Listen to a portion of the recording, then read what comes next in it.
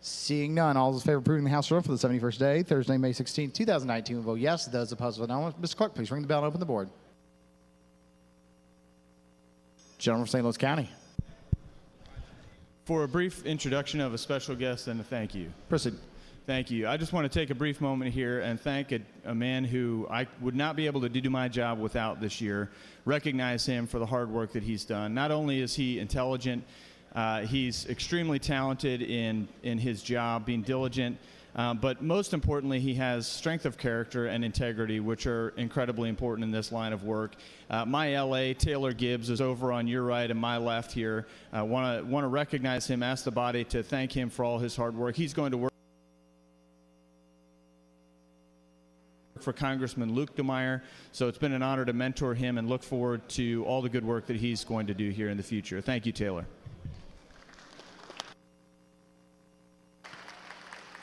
Further introductions, lady from Green. Thank you, Mr. Speaker. Introduction of special guests, please. Proceed, lady. Thank you, Mr. Speaker. To my right and your left, I want to take the opportunity to introduce the caucus interns that we've had this year. Chelsea, Chris, and Casey have been a huge asset to the entire team. I have learned so much from them. They are huge inspirations to me, and I just want to take the opportunity to thank them for everything. Chelsea just graduated from Missouri Southern University with a 4.0 GPA in her bachelor's in social work. Casey just graduated from Truman State with a bachelor's of science in political science. Kyle has landed in DC internship working for National Association of Education of Young Children, and he'll be graduating from Truman in May of 2020. These three young people are absolutely amazing. Oh, I said Casey. I'm sorry. Chris Casey. I'm sorry I said that, Chris. These three young people have been amazing and such an honor to work with and learn from. And I just want to have the body thank them and wish them the best of luck in all that they do.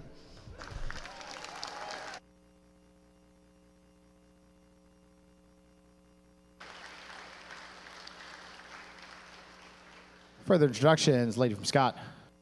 Thank you, Mr. Speaker. Introduction of special guests. Proceed, lady. Thank you, Mr. Speaker. To my left and to your right, I would like everyone to meet my intern, Tyler Gray. Tyler is the son of Virginia and Michael Gray. He's from Joplin and a freshman this year at Mizzou. Darius and I have been so blessed to have him. He's helped with research, legislative aid duty, constituent services. He's really jumped in. He maintains an impressive 3.9 4.0 GPA, belongs to the Mizzou Running Club and Pi Sigma Epsilon, and he also has already landed an internship with Congressman Billy Long this summer in Joplin. And so I couldn't be more proud of this young man and probably expect to see him on this floor someday. So please, Mr. Speaker, if the body would make him feel welcome and thank him for his work. Has everyone voted? Mr. Clerk, please close the board and tally the vote. By your vote, 125 yes and 11 no, you approve the House rule for the 71st day, Thursday, May 16, 2019. Gentleman from Jefferson. Thank you, Mr. Speaker. The next order of business will be introduction of special guests. Introduction of special guest, lady from Montauk. Introduction of special guest, Mr. Speaker. Proceed, lady. Thank you, Mr. Speaker. To your right and to my left, sitting on the bench in the side gallery, is my amazing legislative assistant, June Cardwell, and our part-time assistant, Carson Kilday. The two of them have worked incredibly for the 48th and 50th district, and they've just sacrificed long hours and so much work, and they just have the greatest, utmost integrity for our district and such just servants' hearts. So I just wanted the body to thank them for their service to Missouri.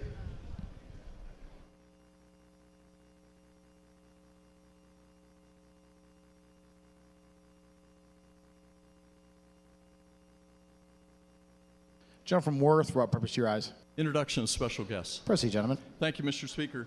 Mr. Speaker, I'm honored to have some very special people with me this morning.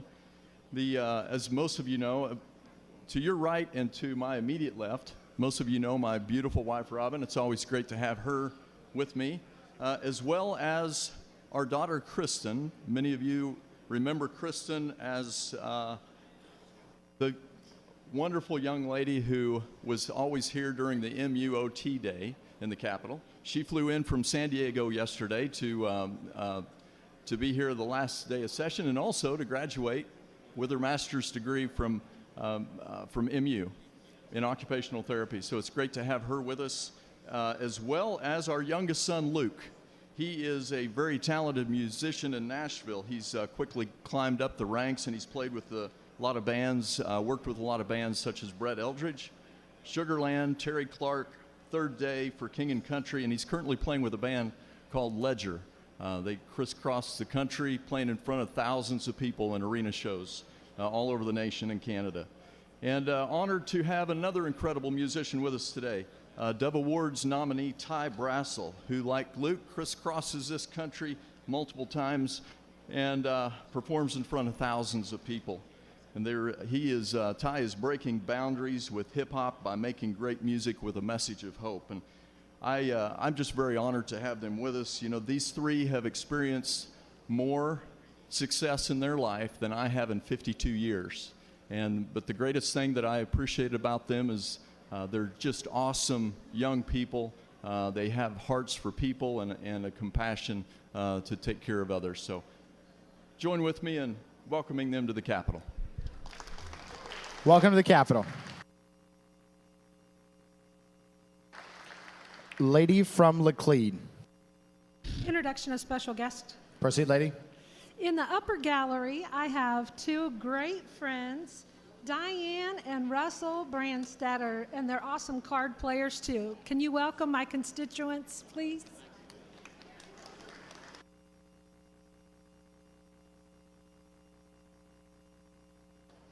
Further introductions, lady from St. Charles. Introduction of special guest. Proceed, lady. On my left and your right, between these columns over here, is my husband and also intern at our house sometimes. And I'd like to welcome him to the Capitol today. And I know that some of us have met him over the years, but he did want to join us today on our last day here in the Capitol. So if we could give him a warm round of applause. Thank you.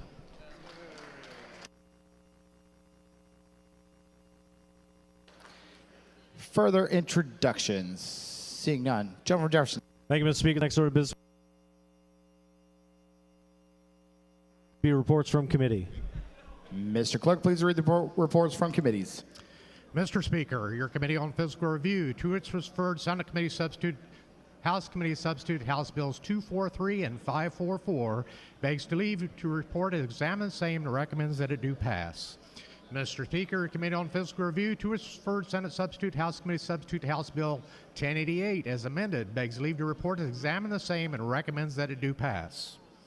Mr. Speaker, Committee on Fiscal Review, to its referred Conference Committee report, Senate Substitute, Senate Committee Substitute, House Committee Substitute, House Bill 399, as amended, begs leave to report to examine the same and recommends that it do pass. Mr. Speaker, Committee on Fiscal Review, to its referred Conference Committee Report Number 2, House Committee Substitute, Senate Committee Substitute, Senate Bill 147, as amended, begs leave to report to examine the same and recommends that it do pass. And Mr. Speaker, your Committee on Fiscal Review, to which was returned Conference Committee Report, Senate Substitute, House Committee Substitute Number 2, House Bill 499, begs leave to report to examine the same and recommends that it do pass.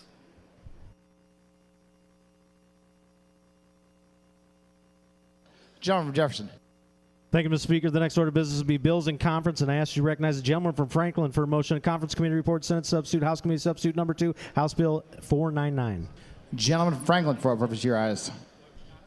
Thank you, Mr. Speaker. I move that Conference Committee Report on Senate Substitute for House Committee Substitute Number 2 for House Bill 499 be adopted. The gentleman from Franklin. Hold on, gentlemen. Let me get some order here. Members and guests, please keep your conversations to a whisper or take them outside. The gentleman from Franklin has moved for the adoption of Conference Committee Report for Senate Substitute for House Committee Substitute Number 2 for House Bill 499. Gentleman from Franklin. Thank you, Mr. Speaker. If the body remembers, the underlying bill simply allows the Department of Revenue to withhold someone's driver's license if they strike either a highway worker in a clearly marked work zone or an emergency responder in an emergency zone. There were also some amendments added on in the Senate, including some highway renaming bills, and also there's the driver's license fee added in there as well. And then in conference committee, we did take out the language of the state being allowed to not participate in the emissions program, which saved the state a significant amount of money. With that, Mr. Speaker, if there's no further questions, I renew my motion.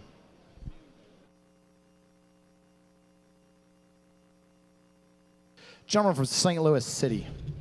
Thank you, Mr. Speaker. To inquire briefly of the bill handler. Proceed. Good morning, gentlemen. Good morning, gentlemen. Most of these came through our Transportation Committee. It's been a pleasure serving with you on that committee. I think it's a very, very fine committee. The point that you and I know in particular, were talking about that was problematic, the Senate wanted to add... They wanted to add the exclusion of the state participating in the federal emissions program. And so that's been removed. That has been, yes, it has been stripped out and agreed upon by the Senate. And we talked about it. It was important because we risked losing potentially hundreds of millions of dollars. Yes. Thanks for getting that done. That's good work by that committee, and I really appreciate you handling this bill. Thank you, gentlemen. Gentleman from Jefferson.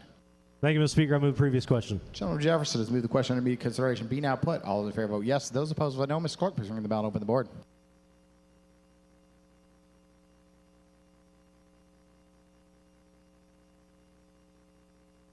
Has everyone voted?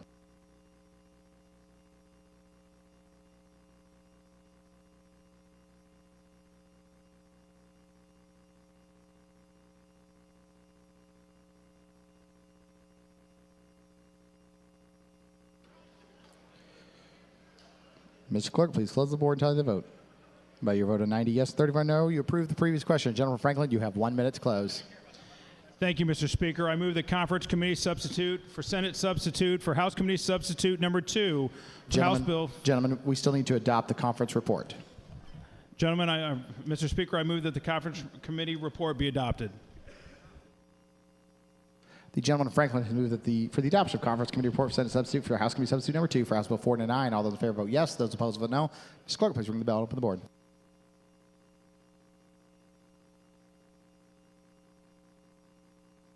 Gentleman from St. Louis County.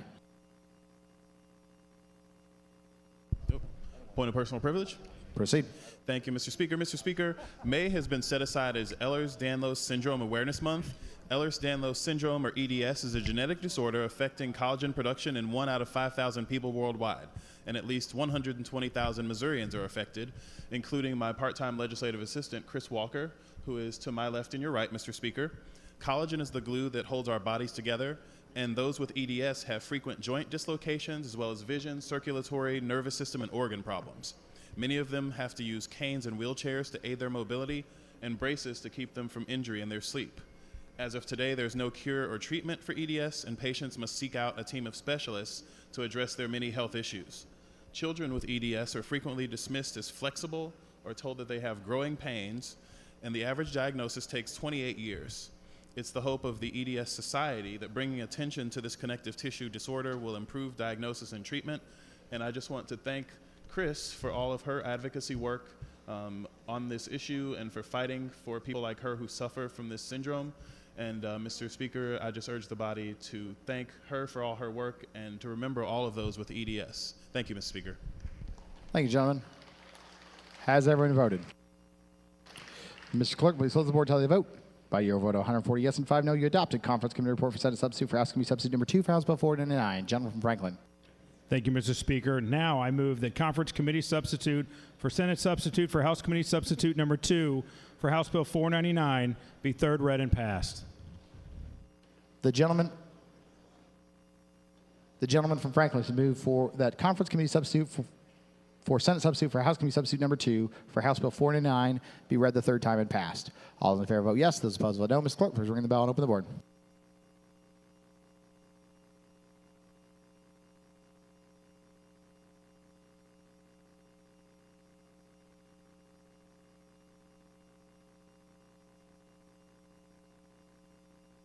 Has everyone voted?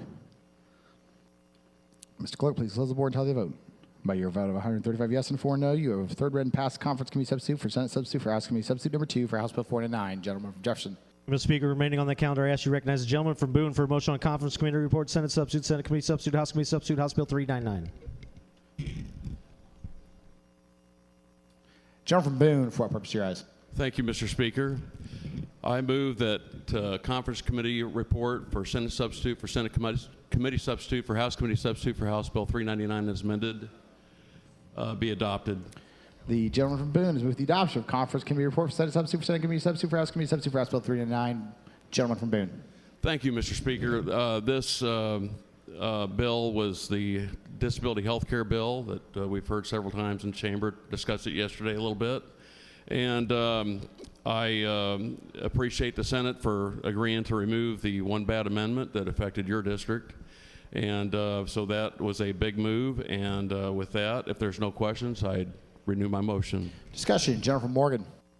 Thank you, Mr. Speaker. To inquire the gentleman from Boone. Does the gentleman from Boone yield? Yes, I do. Proceed. Thank you, gentlemen, for going through this. I know it was a little bit of a risk when we don't know what the Senate's doing sometimes, but in 514 yesterday, we just had the base bill, the original bill, plus one amendment on the non-Medicaid eligible. The rest of the stuff that's in your bill is still very important to pass, correct? That is correct, yes, sir. And I want you to have the credit, because all of the work you've done for the good folks in Columbia and the family that's been really pushing for this, I know they really appreciate all the hard work you've put in, and I'm thrilled to death that your name's going to be on that.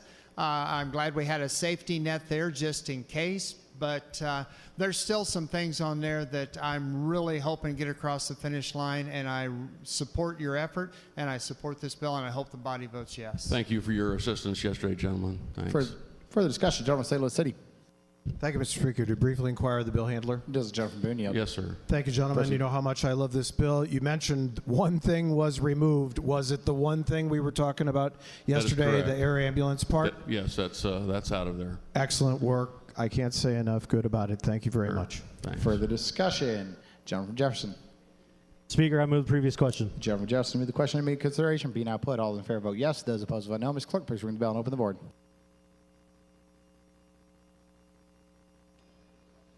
Has everyone voted? Ms. Clerk, please close the board and tally the vote. By your vote of 100 yes, 34 no, you approve the previous question. Gentleman from Boone, you have 1 minute to close. Thank you, Mr. Speaker. I'll be very, very brief if I can. I want to thank you, Mr. Speaker. I want to thank our floor leader, my colleagues, Senator Hoskins, for his help. But this bill is very important to thousands of Missouri children, and some of them are here today. My buddy Nathan is over here. He's my dog buddy. But this is for not only Nathan, it's for Isabella, Lily, Will, Zach, Colton, Tanyan, and thousands of other Missouri children. And with that, Mr. Speaker, I move that the Conference Committee support substitute for Senate substitute for Senate Committee substitute for House Committee substitute for House Bill 399 as amended be third read and passed. Gentleman from Boone has moved. Actually, gentlemen, we need to adopt the conference report. On the adoption, excuse me, sir. The gentleman from Boone has moved for the adoption. Conference Committee report, Senate substitute for Senate Committee substitute for House Committee substitute for House Bill 399. All those in favor vote yes. Those opposed vote no. Ms. Clerk, please ring the bell and open the board. Has everyone voted? Mr. Clerk, please close the board until they vote. By your vote of 136 yes and 6 no, you have adopted Conference Committee report, Senate substitute for Senate Committee substitute for House Committee substitute for House Bill 399. Gentleman from Boone. Thank you, Mr. Speaker. I apologize for my error. I move that Conference Committee substitute for Senate substitute for Senate Committee substitute for House Committee substitute for House Bill 399 be third read and passed. The gentleman from Boone has moved for the third reading passage of Conference Committee substitute for Senate Committee substitute for House Committee substitute for House Bill 399. All those in favor vote yes. Those opposed vote no. Ms. Clerk, please ring the bell and open the board.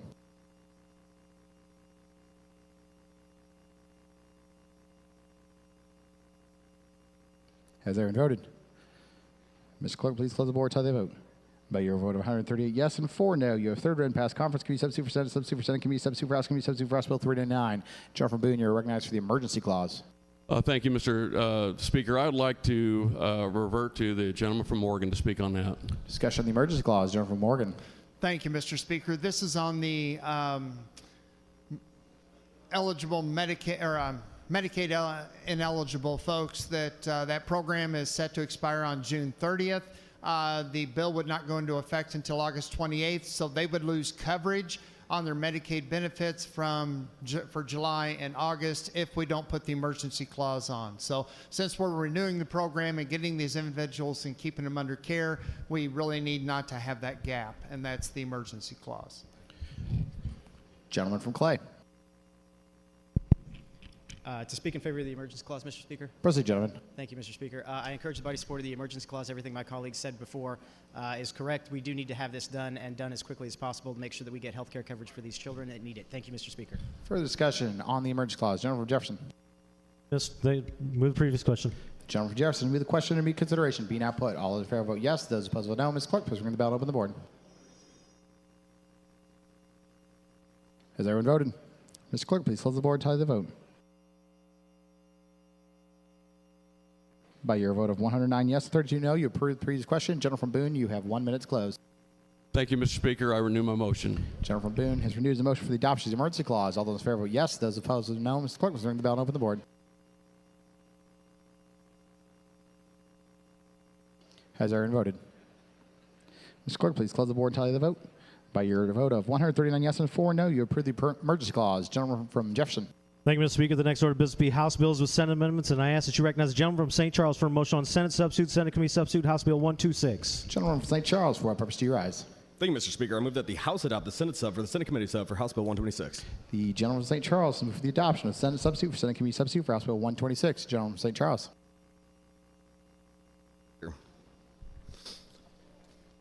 Life, liberty, and the pursuit of happiness. These principles our founding fathers charged us in upholding. For those we represented is exactly why we are here today.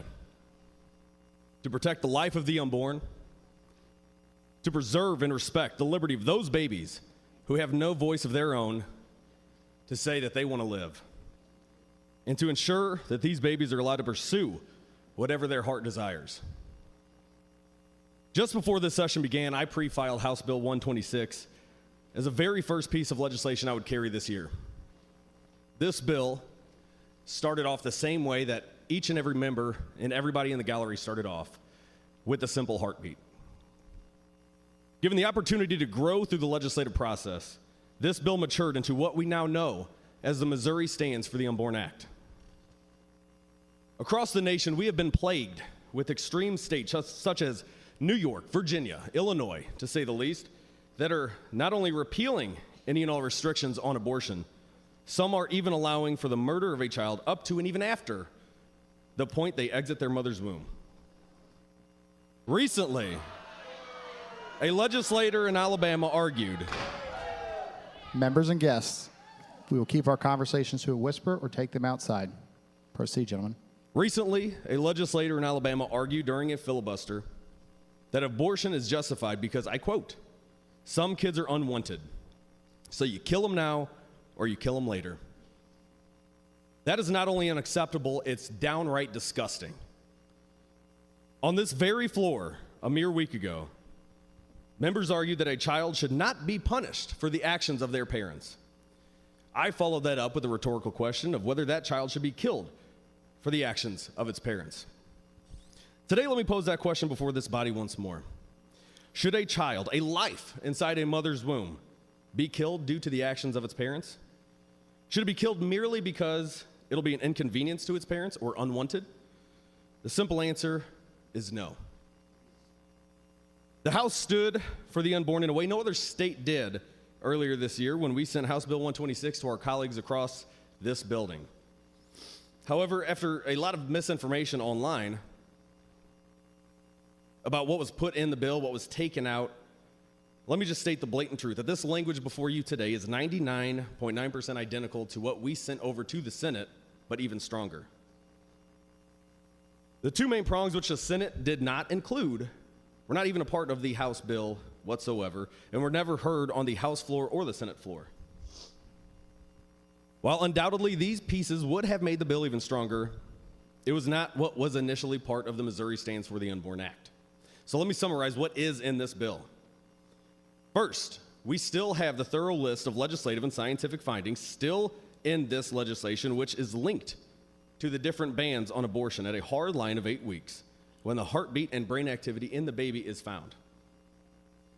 This ban is linked to those findings, which I just stated. However, if a court is to rule that this ban is unconstitutional, this severance package includes several different bans, the next being 14 weeks, then 18 weeks, then 20. Next, this legislation still includes the trigger ban, which would place an outright ban on abortion in the instance that the Supreme Court would ever overturn Roe v. Wade and its following precedent, or send the right to legislate this area of law back to the states per the 10th Amendment. Third, this still includes the prohibition of selective and discriminatory abortions where a child is being killed simply because of sex, race, or having Down syndrome. Fourth, this legislation still includes the requirement that both parents shall provide written consent for a minor to have an abortion. However, the amendment that the Senate included on this would only apply this section when the parents have been awarded custody, with several exceptions. Fifth, this legislation still includes the requirement that in-state abortion facilities hand out the required printed materials per current law when the individual is an out-of-state referral. Sixth, the Missouri Stands for the Unborn Act still includes the updates that the abortion provider have insurance and medical malpractice from $500,000 to $1 million per occurrence and $3 million in the annual aggregate. Lastly, the Senate included modifications to tax credits for the pregnancy resource centers that we discussed earlier this week. So in sum, this legislation is undoubtedly the most comprehensive, most legally sound pro-life legislation, not only in this state, but in our nation. While others are zeroing in on ways to overturn Roe v. Wade and navigate through the courts as quickly as possible, that is not our goal. However, if and when that fight comes, we will be fully ready. This legislation has one goal, and that goal is to save lives. If this legislation saves just one innocent life, Mr. Speaker, we have succeeded. This carefully crafted legislation has been made to withstand judicial challenges and not cause them. So today I ask you for your support, just as I did in February, to support and vote in favor of the Missouri Stands for the Unborn Act. Discussion on Senate substitute for Senate Committee substitute for House Bill 126. Lady from Montauk. To speak on the bill, Mr. Speaker. Proceed, lady. Thank you, Mr. Speaker. Every single right that we have is only possible for each one of us if we have the right to life. I'm going to say that one more time.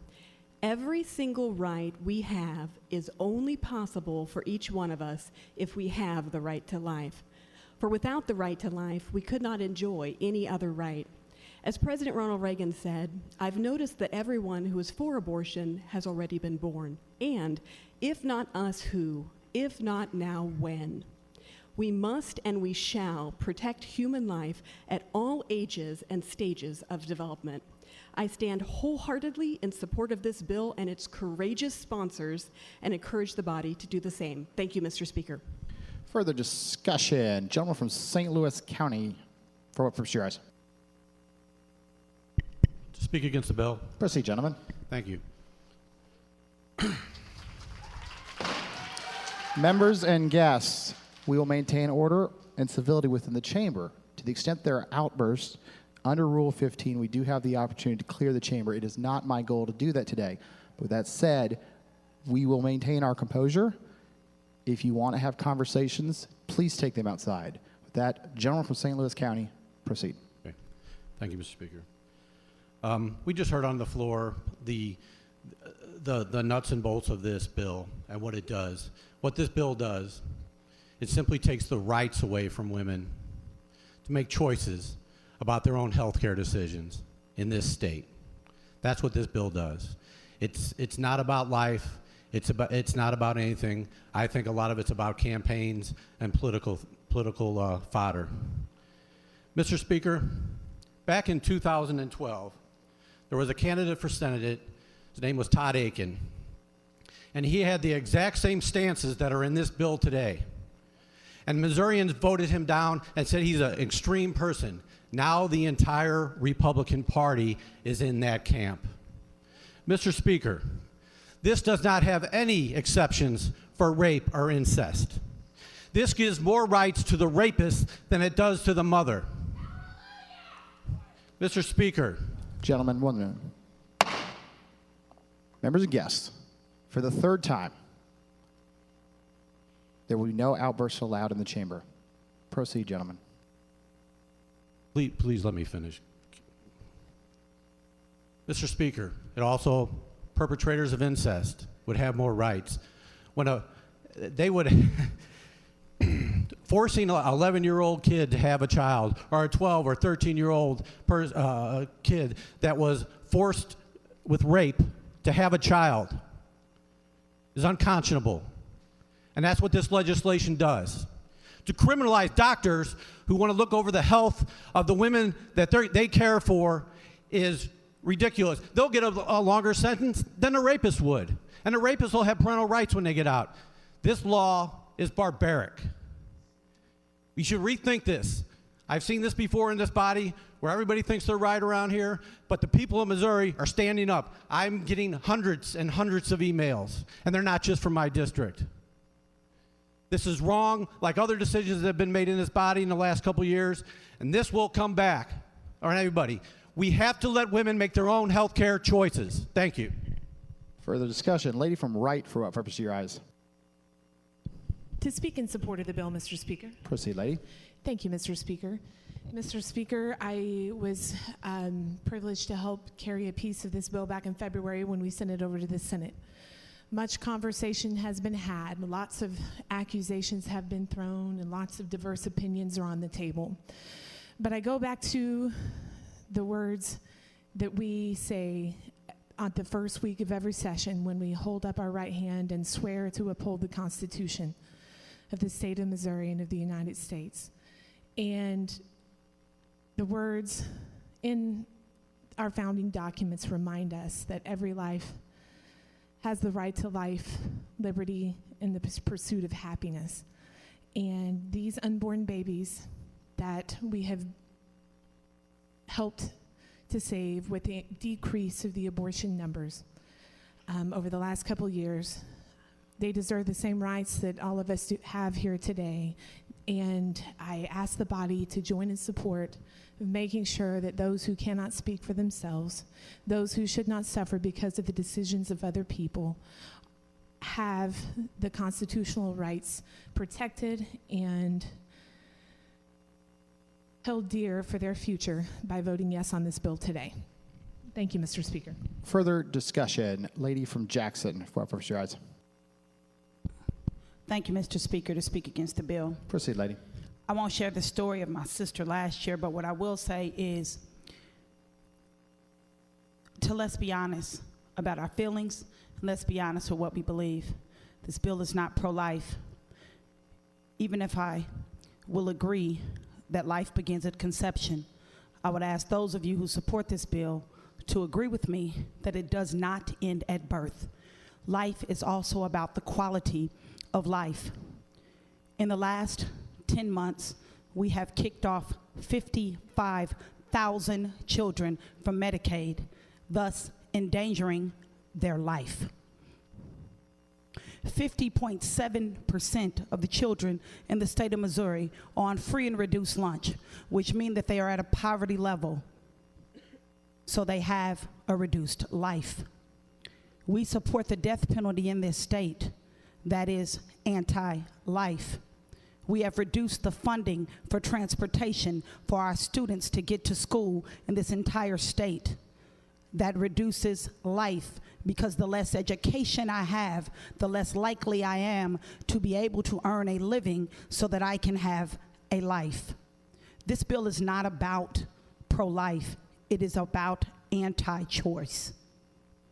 Anytime we are so disrespectful and immoral that we would force a woman to bring to life a child that is the result of a rape, an incest, or of sex trafficking, we are not thinking about life. I am the product of a single black mama who in 1950 lost her husband.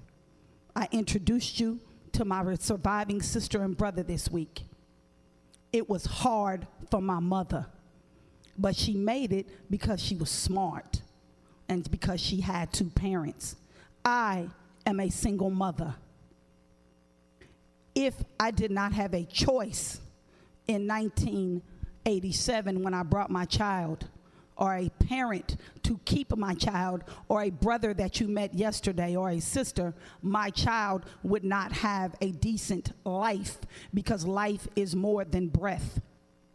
I ask you to understand that we are getting ready to say it is okay for my rapist to walk in 15 years, but for me to feed the child, support the child that is the product of the rape for the rest of that child's life, without any regard to the fact that I, as the rape victim, may be mentally deranged, may be mentally unstable, may be depressed, may suffer other mental issues for the rest of that child's life.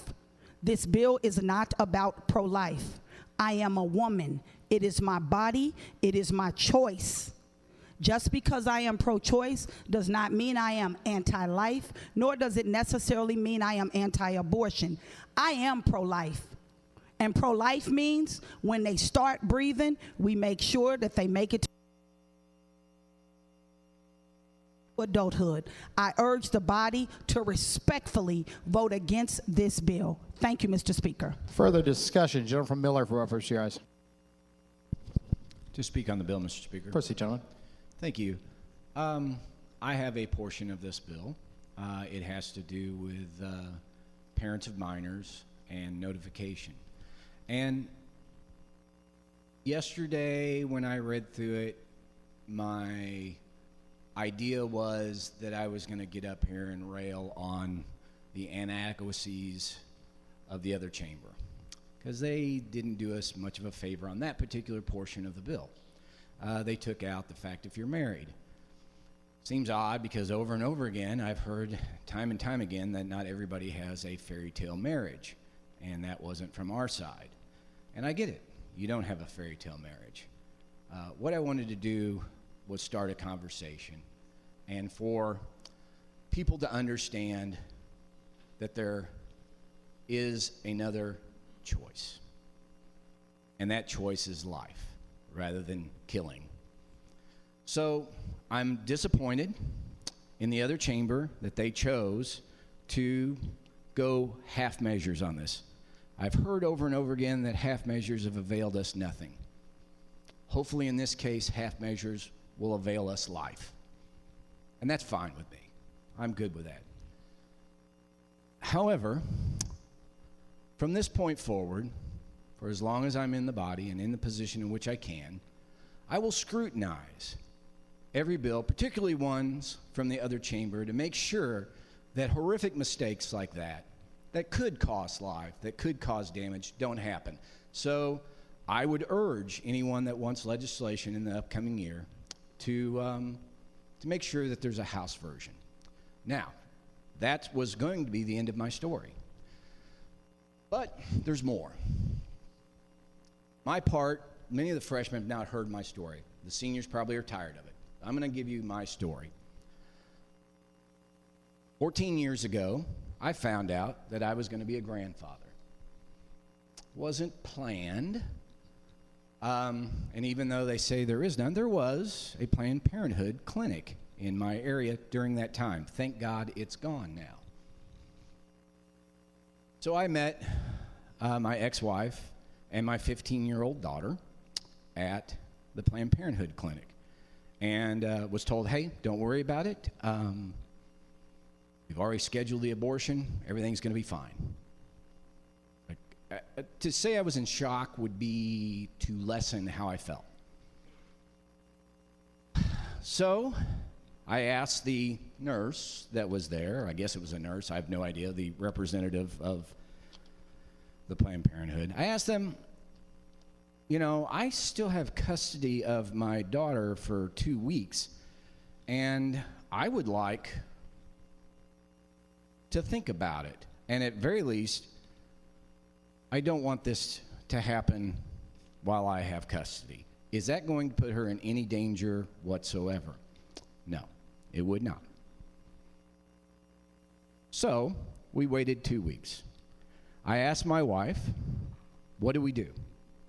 She said, pray. I'm not good at that. I'm not good at not doing stuff. I like doing stuff. Praying doesn't feel like I'm doing anything, or it used to be that way. Things have changed. So I prayed.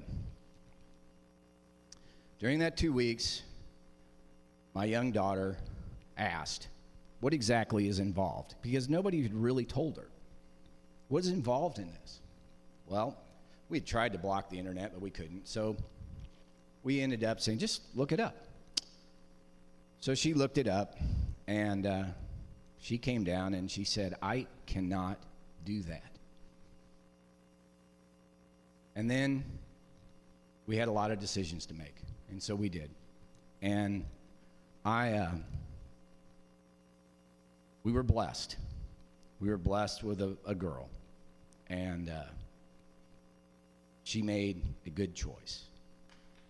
And so, that being said, now we come to the Paul Harvey part. Many of you have heard that part before.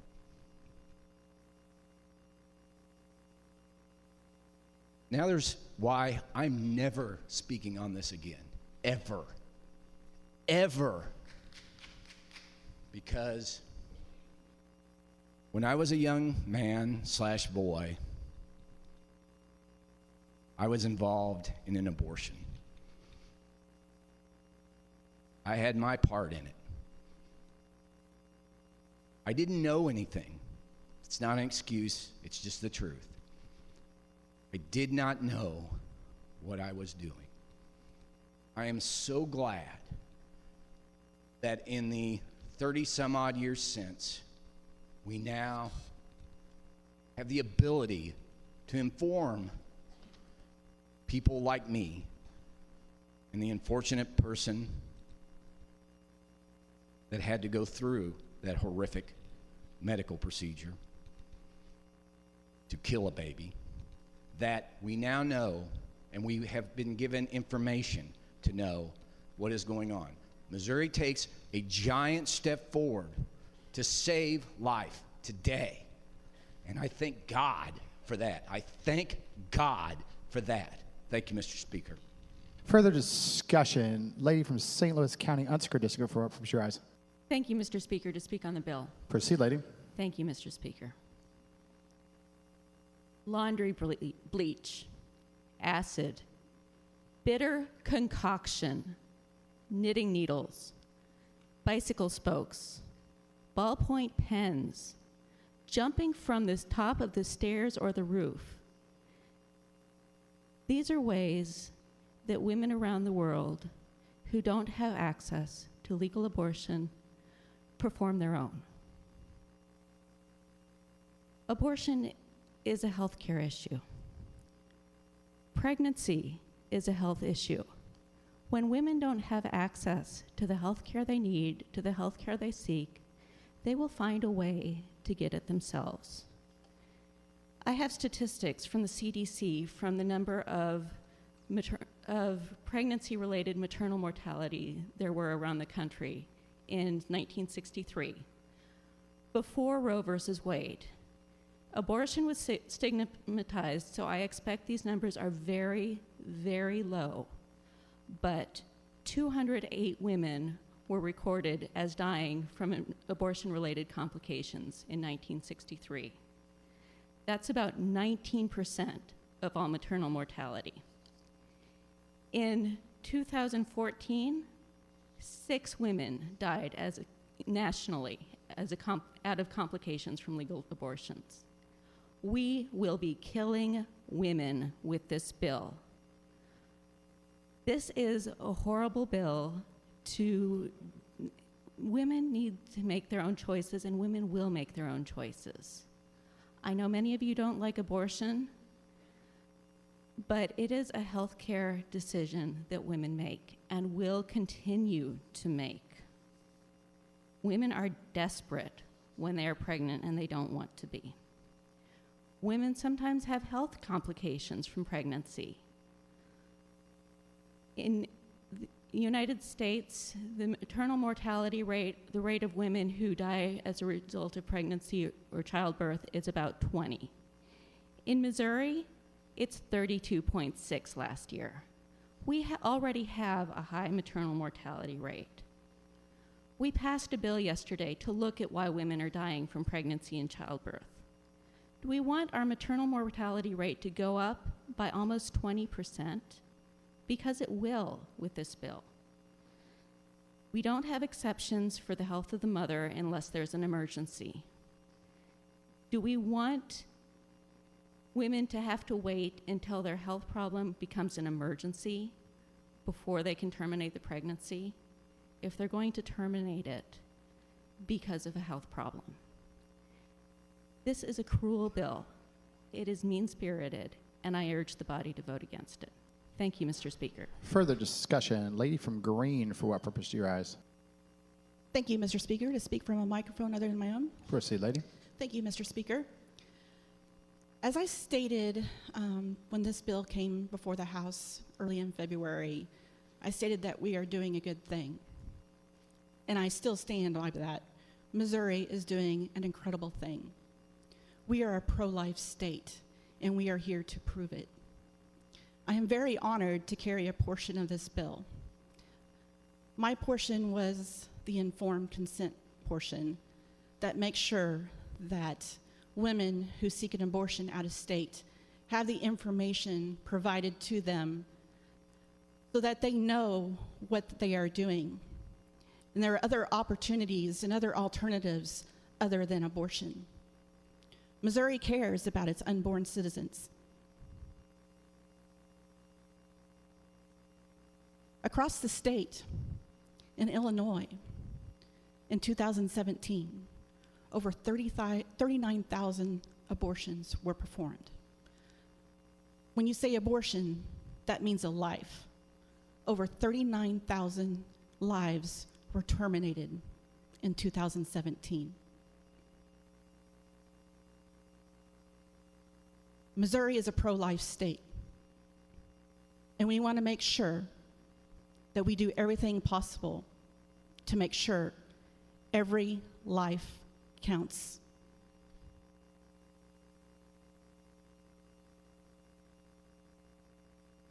This is an emotional topic. I can feel the emotion in this room because this is important. I don't think there's anything more important than what we are doing right now. We are taking a bold stand. Missouri is taking a stand.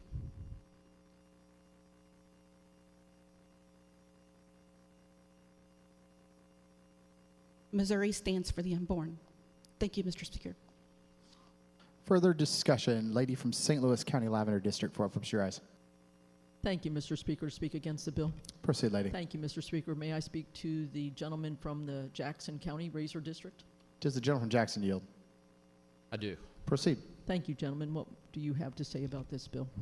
Lady, I think if we are truly worried about the precious life of people, then it's time we also start to address the precious life of LGBT youth that are committing suicide throughout this state. Until we do, we don't care about life, we simply care about birth.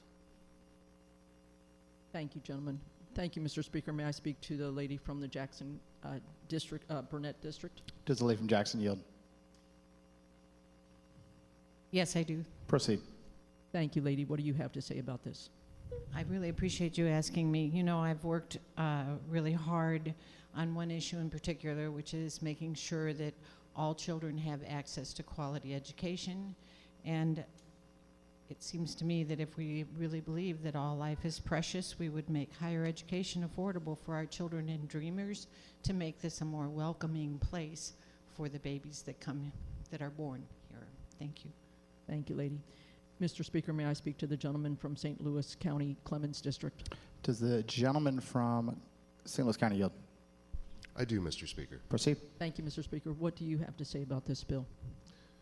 I believe that if we care about people's lives, we need to make sure that no Missourian goes without access to health care, that our homeless are sheltered and given proper treatment. We treat psychological disorders. And I would like to see that every woman who takes a microphone in this room is asked to speak before any man. Thank you. Thank you, gentlemen. Mr. Speaker, may I speak to the gentleman from Jackson County, the Sauls District? Does the gentleman from Jackson yield, and do you have a clear path? I do. Proceed. Thank you.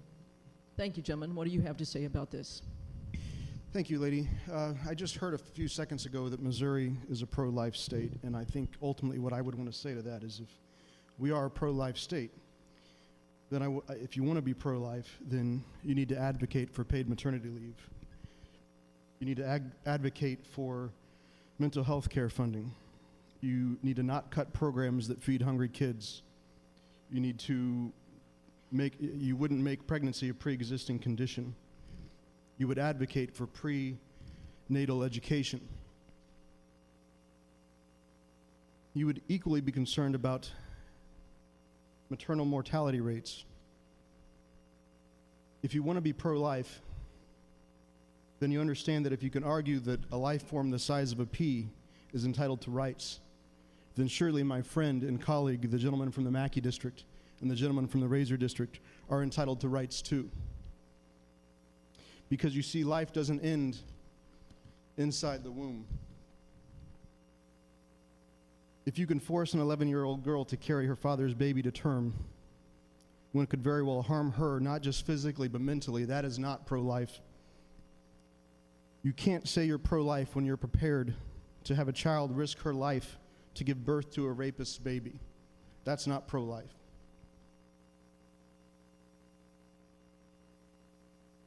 There is not a single thing in this world that a male can experience that would come close to the indignity of being legally forced to carry your rapist's baby. And that is what is frustrating to me, among other things, about this legislation. If you want to press the issue about being pro-life, then I want to see you equally outraged the next time a pregnant black woman dies while in handcuffs. I want to see you equally outraged when migrant children are pulled from their mother's arms and placed into cages.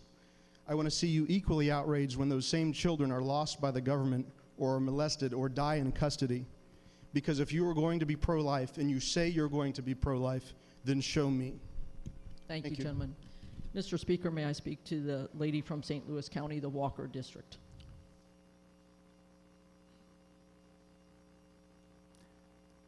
Does the lady from St. Louis County yield? I do, thank you. Proceed. What would you have to say for me? Well, it's kind of hard to follow that, but if we really believed in life for everyone, we'd expand Medicaid in this state. If we believed in life, we wouldn't have the death penalty in this state. If we believed in life, I would not be afraid to have a child right now, because the likelihood of me dying in childbirth is 4 times higher. 4 times higher. It's not hyperbole. It's reality. And the lack of access to health care, the full range of health care, and the ability for women and men, for people to make health care decisions with their own doctors and people that they trust is going to cause lives. Thank you. Thank you, lady. Mr. Speaker, may I speak to the lady from the Morgan District? Does the lady from Jackson yield? Raise your hand. No. I do, Mr. Speaker. Proceed. Thank you, Mr. Speaker. What do you have to share? Lady, if we thought that all life was precious, we would make an exception for rape so that young girls like the 11-year-old in Ohio who was raped repeatedly by a 26-year-old man, got pregnant, we would make an exception for rape for people like that. And this morning on the news, on my way in, I heard the minority leader of the U.S. House in Washington, D.C. say he thought the Alabama law went too far because Republicans believe in exceptions for rape and incest. That's what he said. And if all life was precious, I agree with the lady from the Walker District and some of the others that we would expand Medicaid for the 300,000 hardworking, low-income Missourians who don't have health care. I think they deserve health care. That's about life. and it's the greatest disappointment of my legislative career, lady. Thank you. Mr. Speaker, may I speak to the lady from St. Louis County, Chappelle-Nadeau District? Does the lady from St. Louis County yield? Yes, Mr. Speaker. Proceed. Thank you, lady. What can you share with us today? I can share with you an example I saw last night on Facebook of a woman who lives in my district who decided to have her child. And she said today, happy birthday to my child, but it's so sad that her father was murdered before she became 1 year old. And so what I think about is when you do let a life go to full term, what happens to that black life once that child is 4 or 5 or 6 or 7 or 17 and cannot read and write and is actively sexual, and they have multiple generations of children who again don't have the education that they need, and then we see death upon death upon death, and it's generational. And so I ask the question, life for some begins very early, but what happens to that life when it's black and they die really early? You know what I think is important? If we thought life was precious, we would not make our seniors choose between medication and food. And yet in our state budget, we do. If we thought life was precious, I think today the governor of the state would call an emergency to find out why 18,000 children have been dropped off of our healthcare rolls. And we don't even know 18,000 children since January of this year don't have access to healthcare. And you know what happens, lady? As I've stated before, I go to St. Louis County Juvenile Justice Center every Christmas. 67% of those children have a mental illness, and they're not getting the health care that they deserve, and most of them are black. Lady, if we thought all life was precious, we would certainly find a way to protect our children from gun violence. Thank you. Thank you, Mr. Speaker. Further discussion, lady from Scott. Speak in favor of the bill, Mr. Speaker. Proceed, lady. Thank you, Mr. Speaker. I've spoke many times on this floor in my past 7 years. That I come from a family who's dealt with rape and incest for generations. At 15, I had to quit school to take care of my family, and at 15, I was pregnant, homeless at times as a child. And at 16, I had my daughter. My mother struggled with mental illness, so she refused to help me. I did it on my own. And by the grace of God, He strengthened me, taught me, and I'm sure I wasn't the best mama.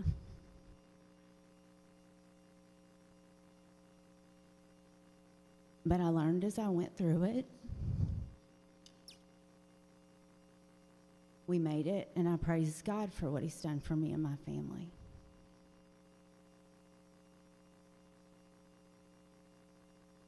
Life begins at conception. Psalms 119 says, your hands made me and formed me. That's the very initial stages. Those in our family who have struggled and come from the horrific crimes that we have just talked about, I'm glad they chose life. Regardless of incest and rape, I'm so glad they chose life. And then to stand on the floor and say, how could we make someone look at a child from rape or incest and to care for them, I can say how we can do that. We can do that with the love of God that He puts in our hearts for those children. Because I can tell you that they are beautiful and smart and intelligent. And I'm so glad that they didn't have to pay for the crimes of their father.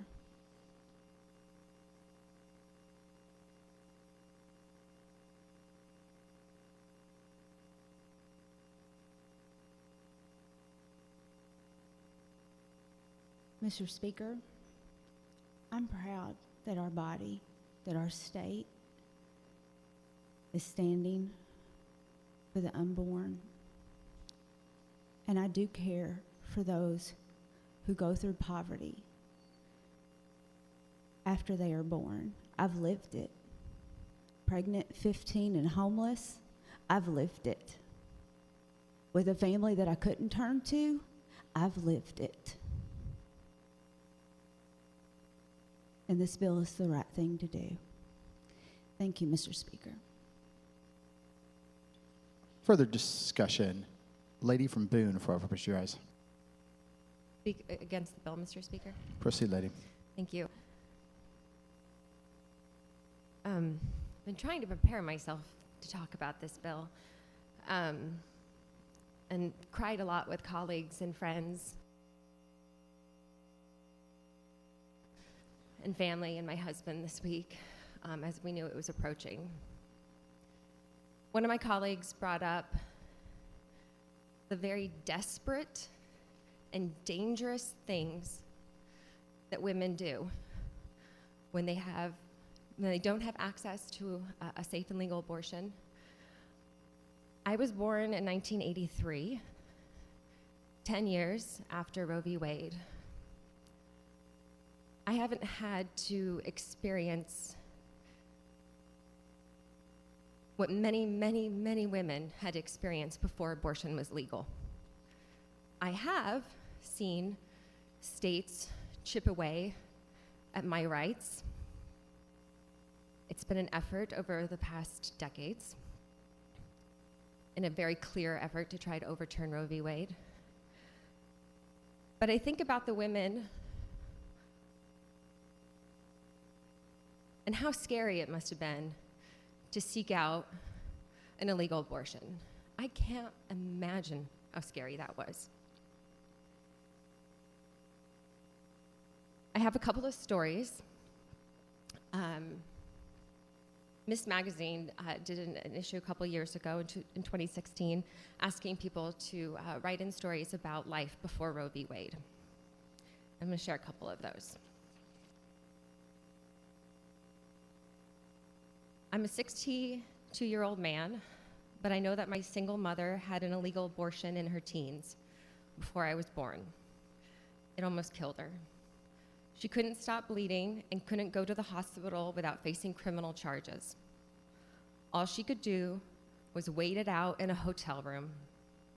Apparently, her boyfriend collected newspapers for her to sit on to collect the blood. Another submission. My submission is very short.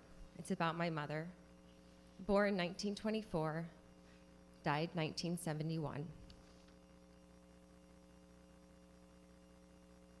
In 9th grade, a good friend became pregnant by our AAU coach. He threatened to kill her if she told how she became pregnant. Her parents were divorced, and her mother had committed suicide a few weeks prior. She borrowed money from everyone and wrote a check on her dad's account to go to the local abortionist. She died in the girls' bathroom a week later. She was a very talented artist and composed music. I had known her since 3rd grade, and even now, at 82, can hear the laughter, and I have a caricature of myself she drew. She had to be buried in a different cemetery, as was Catholic raised, as did her mom. After her death, a group told the coach to quit or we would tell. We were 14-year-old kids doing the best we could for our friend. She was just a baby herself. It was from Evelyn.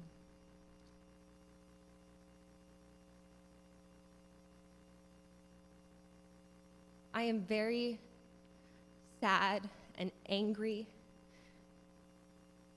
for Missouri women and girls.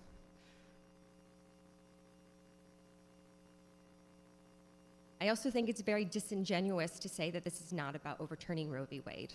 It's very clear that's what this is an attempt to do.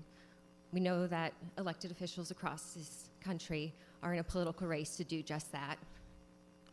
I urge the body to vote against this bill today. Further discussion. Gentleman from St. Charles, for what purpose do you rise? Speak on the bill, Madam Speaker, from a mic other than my own. Proceed, gentlemen. Thank you, Madam Speaker. I'm going to address just a few things, if you'll indulge me. When we sat down to craft this legislation, Madam Speaker, we wanted to put in place a very pro-life bill. So what we did was we understood that there are going to be situations where a medical emergency is necessary, an exception for a medical emergency. So that's in the bill. So just to dispel any fears regarding that, that is in the bill because the whole purpose of the bill is to optimize life, Madam Speaker.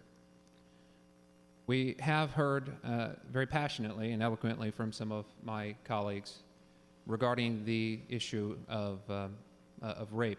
And to that, I must confess that if we are in fact pro-life, what kind of hypocrite would I be to not have a bill that is 100% pro-life? One act of injustice does not justify another. Madam Speaker, even the rapist does not get the death penalty because the United States Supreme Court has ruled that it is a cruel and unusual punishment. So for us to give the death penalty to an innocent child is not the way to go. In Missouri, we have funded and we have over 104 pregnancy resource centers in the state to offer alternatives and health care to women in need. And that's exactly what we're doing here in the Show Me State. If you'll indulge me, Madam Speaker, I have a story. I have a friend who was a battalion commander in Iraq in 2003, 2004. And we were sitting down over dinner a few months ago, and I recall him telling me a story. One of his greatest regrets when he was in Iraq, he and one of his units went to a rural area of Baghdad, and there was a school, very dilapidated, had many problems. So, Madam Speaker, what they went ahead and did was they went, and their team, their task force, went to clean up this school, to refurbish the school, do some remodeling. But while they were there, he noticed that there were some teenagers running up to him with a baby in their arms. He told me at this moment that he was not sure what to do. Obviously, you get into a situation like that, your priority is to take care of your men. And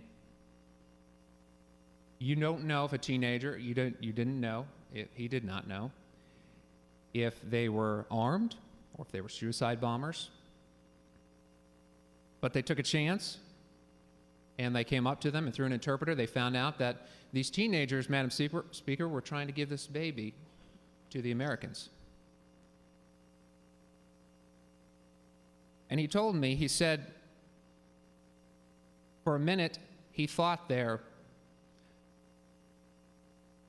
he wasn't sure what to do, and he thought through all the codes, all the training, all the regulations, and trying to ascertain, what do I do in this scenario? And he couldn't find the answer to that. He told his men, he said, give the baby back. You got to give it back. To this day, Madam Speaker, he dreams about that at night. That child, could that child have come to the United States? Could they eventually have been in this very body as a member pledging allegiance to our own flag? Could that child be alive today? So my urge, my recommendation, Madam Speaker, is I hope that we in this body do not share in that regret. In 10 or 20 years from now, when we're old and gray, when we are walking through the grocery store, or maybe we're sitting on the porch, or we're playing board games with our grandchildren and children, I pray, I hope, that when we look back at this day, we can keep our heads held high, knowing that we did the right thing. So I urge my colleagues, Madam Speaker, to vote yes on this bill to save countless lives. Further discussion. Lady from Jackson, for what purpose do you rise? Thank you, Madam Speaker. May I please inquire of my friend from St. Louis County from the Mackey District? Does the gentleman from St. Louis County yield? I do. Proceed, lady. Hi, friend. Hi. Good morning. I'm going to do something.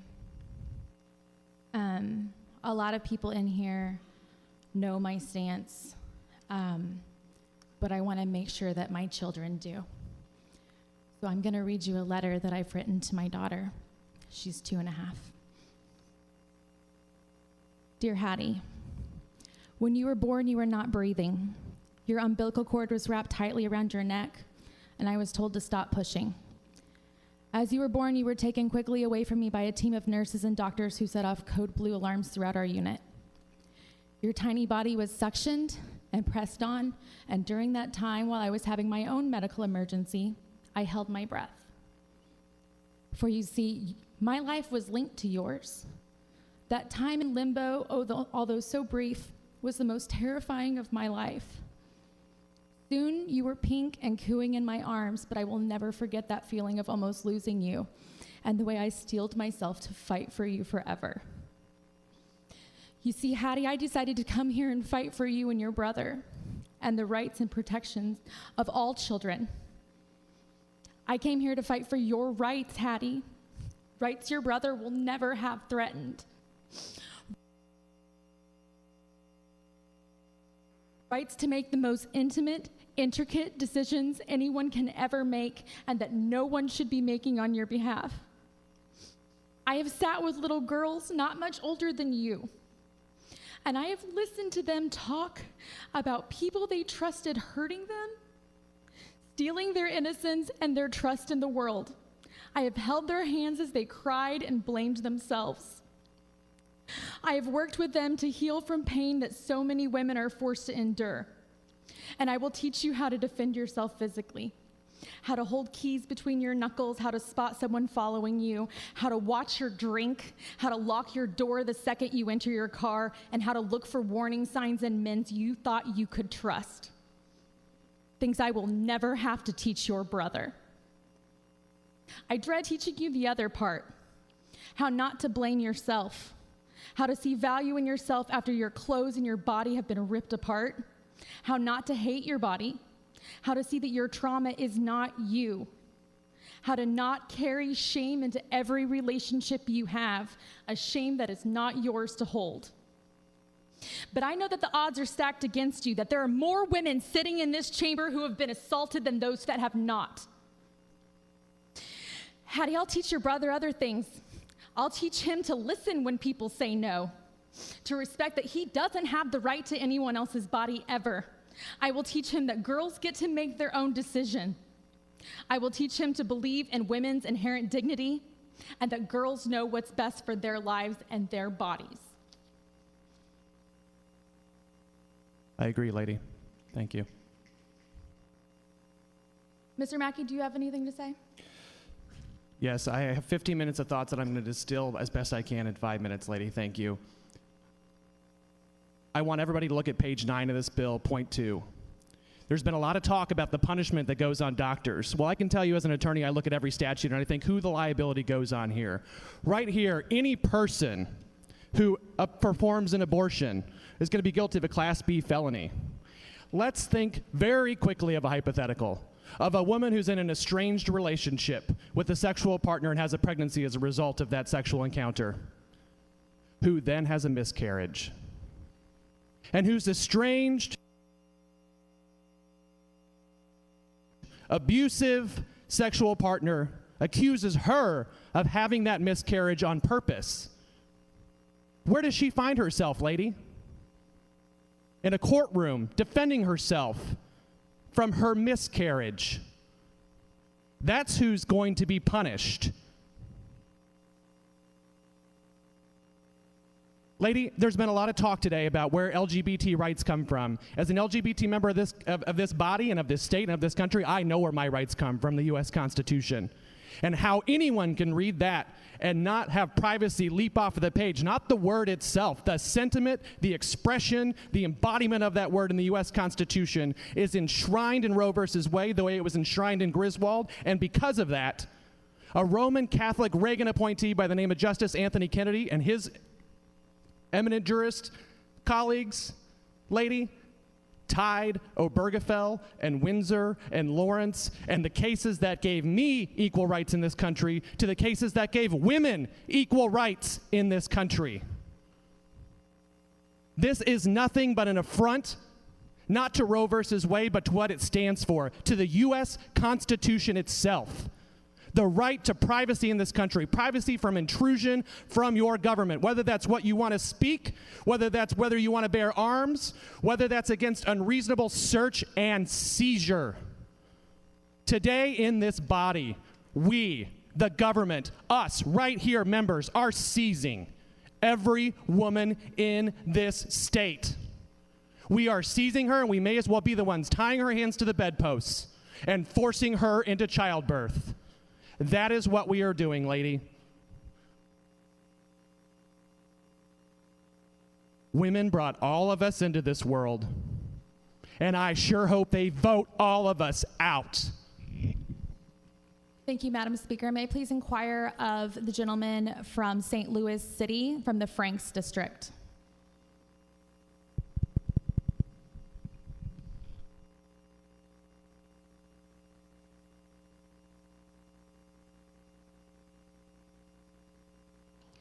Would you restate your inquiry? Yes, Madam Speaker. May I please inquire of the gentleman from St. Louis City, the Franks District? Does the gentleman from St. Louis City yield? Yes, I do, Madam Speaker. You have 3 minutes left. Proceed, lady. Good morning, gentlemen. Good morning. What do you have to say about this bill? It's very hard to follow what the gentleman from St. Louis County said. It's hard to follow what every single person has said on this side of the aisle. I will never sit here and argue or compete when it comes to women. It's your choice. It's not my choice. Where I'll speak from is a place where I haven't thought of. I have 4 beautiful, amazing daughters. My daughter is 15. I'm not one of those parents that's naive. I know in due time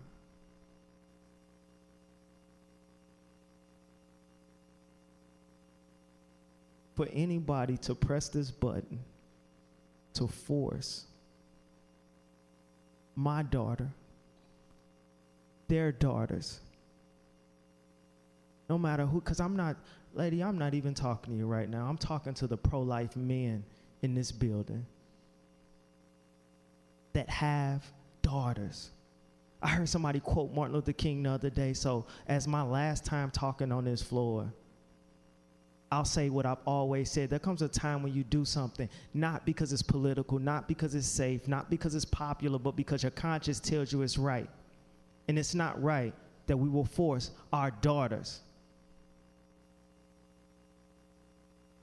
Thank you, lady.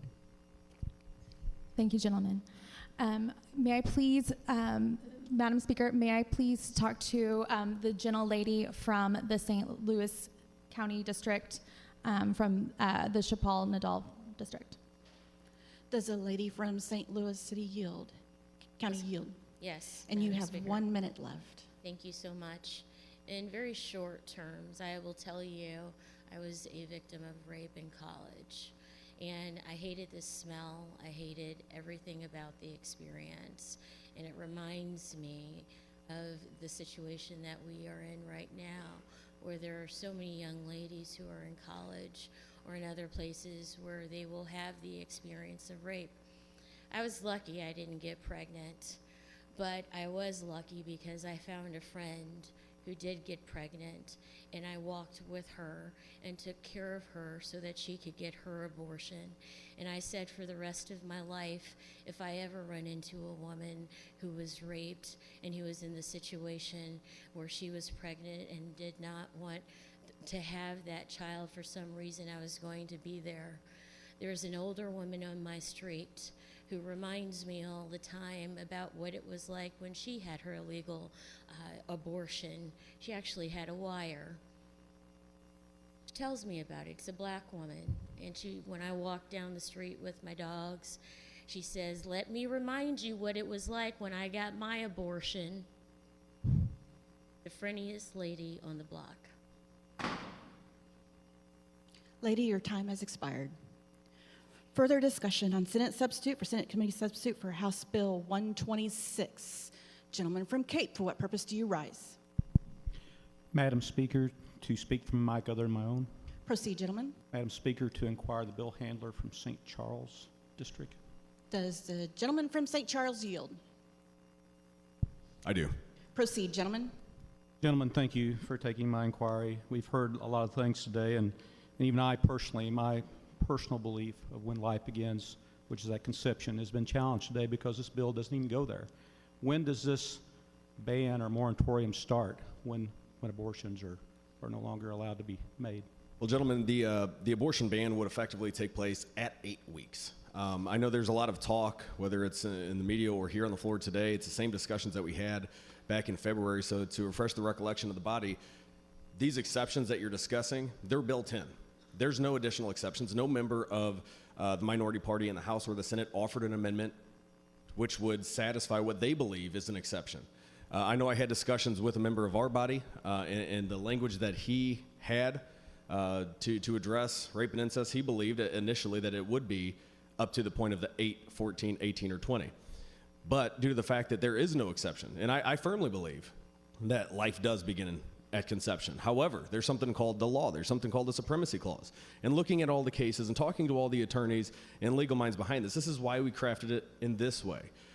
If it was up to me, the injustice of abortion would be gone nationwide, but that's not up to me. We have the law, and that's why we crafted it this way. So in the instance of rape, incest, you know, you as a former law enforcement officer, I think you and I will both agree that the criminals who are perpetrating those crimes on the innocent victims, we should prosecute them to the fullest extent. And I think we need to revisit those issues and those laws so we can figure out why the Supreme Court and why certain groups that helped prevent the death penalty for rapists are now advocating for the death penalty for the unborn. But back to your point that these issues of exceptions, there's an exception built in. You know, while I do believe that life does begin at conception, somebody who's a victim or you know, wants to seek medical treatment and seek that abortion up to that 8 weeks, they're allowed to do so. And I encourage anybody to go seek medical treatment like you and I have indicated, whether it's Plan B or you know, seeking the medical care and then going to law enforcement. But then if that's overturned, they have 14 weeks. And then if that's overturned, they have 18 weeks. And if that's overturned, they have 20 weeks. Couple points, and I've been a person who's taken reports of rape. I've taken reports of incest. I have been involved in those investigations, and there's many different levels when we talk about those things. All of them are terrible. I do agree with you that whenever someone is doing something like that, they should be prosecuted for that. I know we talked, or I heard earlier about the death penalty, how, you know, we want to allow babies that we believe in pro-life, but then we will still do the death penalty. But there's a big exception when we're talking about innocent life and someone who's went out and purposely killed someone that would make them eligible for that death penalty. And those are topics I want to discuss later. But by having this point not start until 8 weeks, let's just say someone goes out and they have, or they're raped or they're sexually assaulted one night after a college party. Because most of my rapes were not the gentleman jumping out of the bushes that nobody had ever met. That was 1 or 2 times out of 100. Most of them were date rapes or consensual rapes, which were all terrible. But I'd sat in court when juries would struggle with those type of situations where it was a he said, she said, and they would find the person not guilty. Unfortunate if it really happened, but I had no control over that because it was a judge or a jury making those decisions. But let's just say someone is sexually assaulted. They have 8 weeks to make a decision. I've never really studied it, but I've heard of the morning after pill where if someone feels that they've been sexually assaulted, they could go do that. Gives them ample time in that 8 weeks to make those exclusions, which I may not be comfortable with, but it does give those people that exclusion. And I wanted to point that out to you while we were talking about Yeah, and gentlemen, I agree. That's why we crafted it, looking at the different cases from Roe and beyond, from the cases that have been thrown out in the Eighth Circuit, which we are part of. And that is why, and I'll say this again, as a Catholic, I do believe life begins at conception. That is built into our legislative findings currently in law, which was just reiterated by the Missouri Supreme Court in a case, I believe, earlier this year. But the fact of the matter remains that when we talk about exceptions, we are not Alabama. Our law is not mirroring Alabama. Alabama bans abortion once you find out that you're pregnant and sentences the perpetrator or the abortion doctor to 99 years of life in prison. This is not our law. So for anybody to reference that law, it's untrue, because we have exceptions built in, whether it's 8 weeks, 14, 18, or 20. And while I may not personally and morally agree with the options that people are going to partake in up to that point, they still have those options. Nobody's requiring anybody to carry a rapist or a criminal's baby to term. We have provided options up to 8 weeks, 14, 18, and 20. And I'll state that again. We have all the options in the world up to 8 weeks, 14, 18, and 20. Whenever that court draws a line like we have asked them to do, they have the options. So that is wholly untrue for somebody to state otherwise. Thank you, gentlemen. Appreciate the inquiry. Further discussion. Lady from Jefferson, for what purpose do you rise? Thank you, Madam Speaker. Permission to speak from a microphone not my own. Proceed. Thank you. Throughout history, women have been subjugated. Women have been told that their value is less than men. Women have been told that we do not have an equal place in the workforce. We don't have an equal place in the marketplace. We don't have an equal seat at the table. I'm a mother of 6. I was told that if I had my children young, that my career would be stifled. My first son was born between my first and second year of law school, my second son during my third year of law school. And for all of the women in the audience, I think you'll find this a little interesting. The only class I ever failed in my life was gender in the law. The professor failed me because I missed too many classes for giving birth. What's fascinating about that is that I think that the woman didn't like my opinion. And I think a lot of the women in the room today are not going to like my opinion. I believe firmly that no matter what age you are, that if you are a woman, if you are a man, your life has value. You have inherent dignity provided by the Constitution. You have inherent dignity, protected by the Constitution, and inherent dignity provided by God. Abortion is the ultimate and might makes right. It is saying that if I don't have the ability to kill my child, that I as a woman cannot obtain whatever dreams and beliefs I may have. It's saying that my economic opportunities will be limited if I do not pay that price with the blood of my child. It's saying if I do not listen to the men who stand behind me and say, this is inconvenient, let me help you pay for your abortion, that my life has no value. It goes on and on and on. If you are a woman who has an opinion that is different, then you're a bad feminist, you're a bad woman, you're a traitor to your race, you're a horrible person. If you're a pro-life woman of color, as friends of mine are, I've heard that. If you're 15 and you get pregnant, if your father of your child is a rapist and has harmed you, then you don't have any other option. We're told that abortion will not be safe if it is illegal. I'm here to tell you abortion is not safe. A person dies in every procedure. And the list goes on and on and on of health and safety violations that occur within those clinics. I'm here to tell you that our freedom cannot be bought with the blood of our children. I'm here to tell you that from the moment of conception until natural death, I will fight for your inherent dignity. And I ask the body to please support this legislation, despite how unpopular and how horrid the comments may come at you on social media, despite the death threats to your children, despite the threats to rape your daughters, because that's all come at me in the last 24 hours. And I'm here to tell you, ladies and gentlemen, that I am not doing this to be popular or political or to overturn Roe. I'm doing this to save the lives of the women and the children who are not, and the men and the women who will be coming after. I'm doing it to protect innocent life here in the state of Missouri. Thank you, Madam Speaker. Further discussion. Lady from Green, for what purpose do you rise? Madam Speaker, I would like to inquire from the lady from Jackson, Land Man Love District, please. Does the lady from Jackson yield? I do. Proceed, lady. Permission to speak from right now, my own. Proceed. Hi, lady. You're not going to get called on because we're about to be previous question and this debate's about to be ended despite the tons of folks still ready to talk about it. So I wanted to give you a quick 30 seconds to say what you wanted to say. I appreciate that. As Roe v. Wade was about privacy, and those who are opposed to pro-choice are often huge proponents of privacy, as most are against the sunshine laws for privacy concerns. As children, we are taught that our sex organs are called private parts. I find it interesting that we have turned this topic into a public debate, where it should be a safe and private conversation between a woman and her medically certified OBGYN. Thank you. Thank you, lady. Madam Speaker, may I inquire of the lady from the Prouty District, St. Louis County, please? Does the lady from St. Louis County yield? Thank you, Madam Speaker. Yes. Proceed, lady. Lady, you too. I'd like to give you a chance to speak. Sure. I have to, and I wasn't going to speak on this because honestly, as a person, I am personally pro-life. I am a black woman with lupus. I'm not even sure if I can have children. It's not a child that I don't lay eyes, and God knows I love children. And it's not a child that I lay my eyes on that I don't want. However, that doesn't mean that I get to force anyone to have a child. But let me say this right here and right now.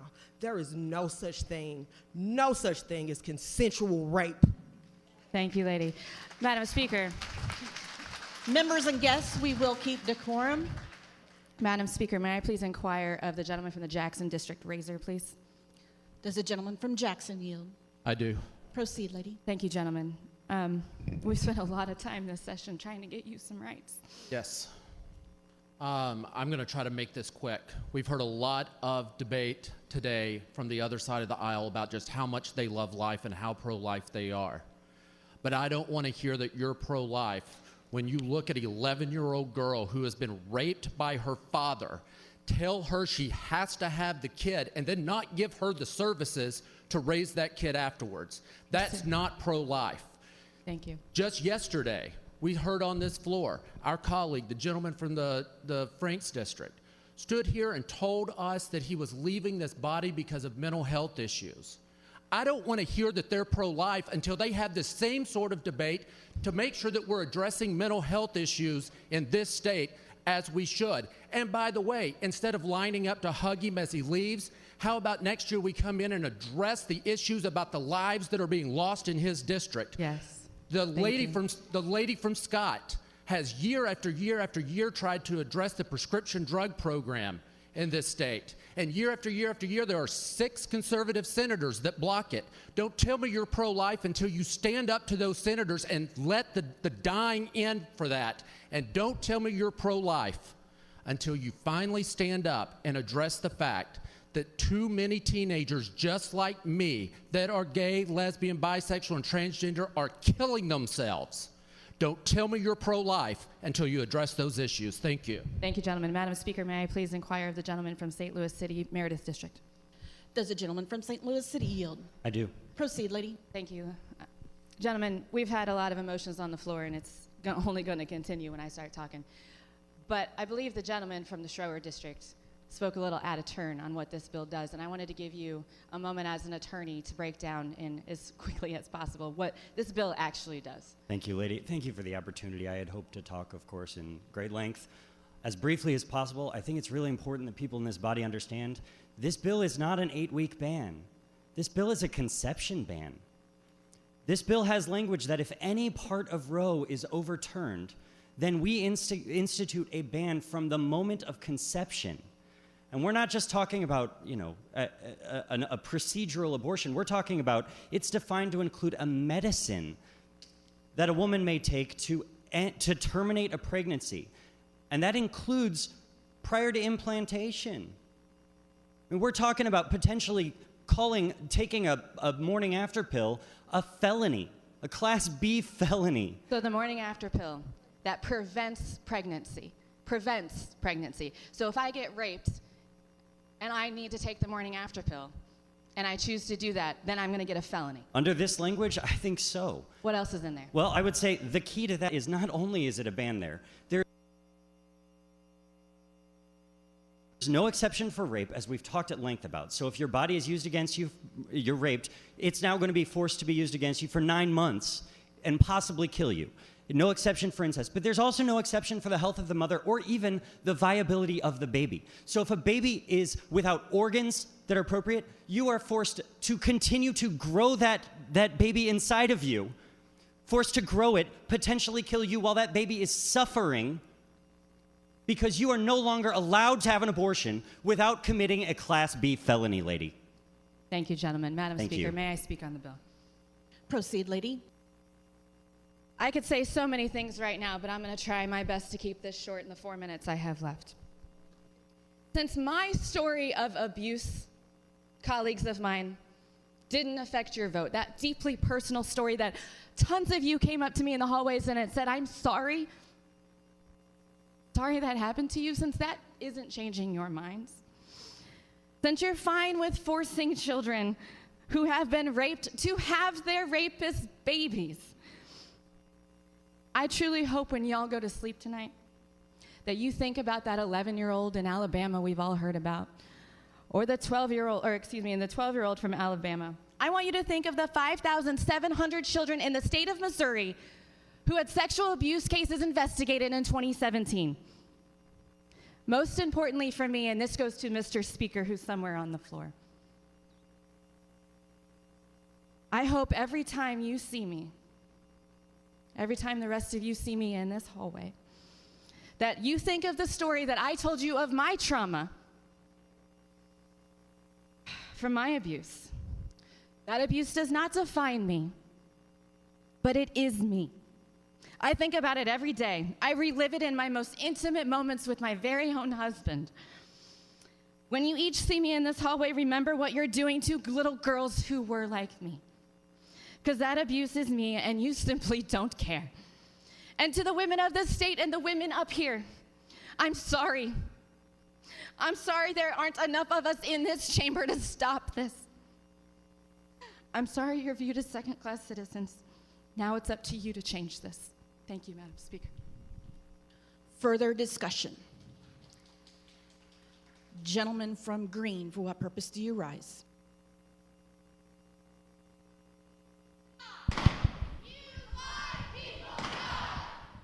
There will be decorum in here, members and guests.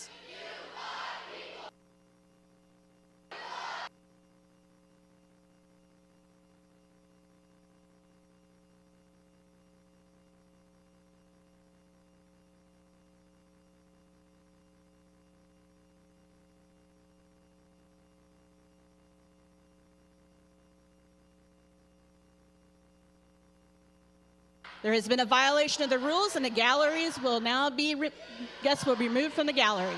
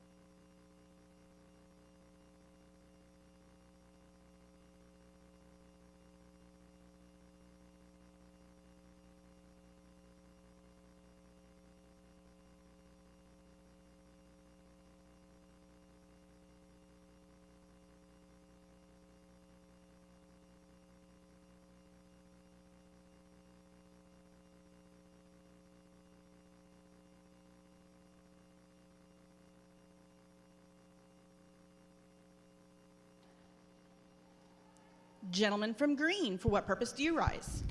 To speak on the bill, Madam Speaker. Proceed, gentleman. Thank you, lady. I'd like to take the body briefly back to the first day of session.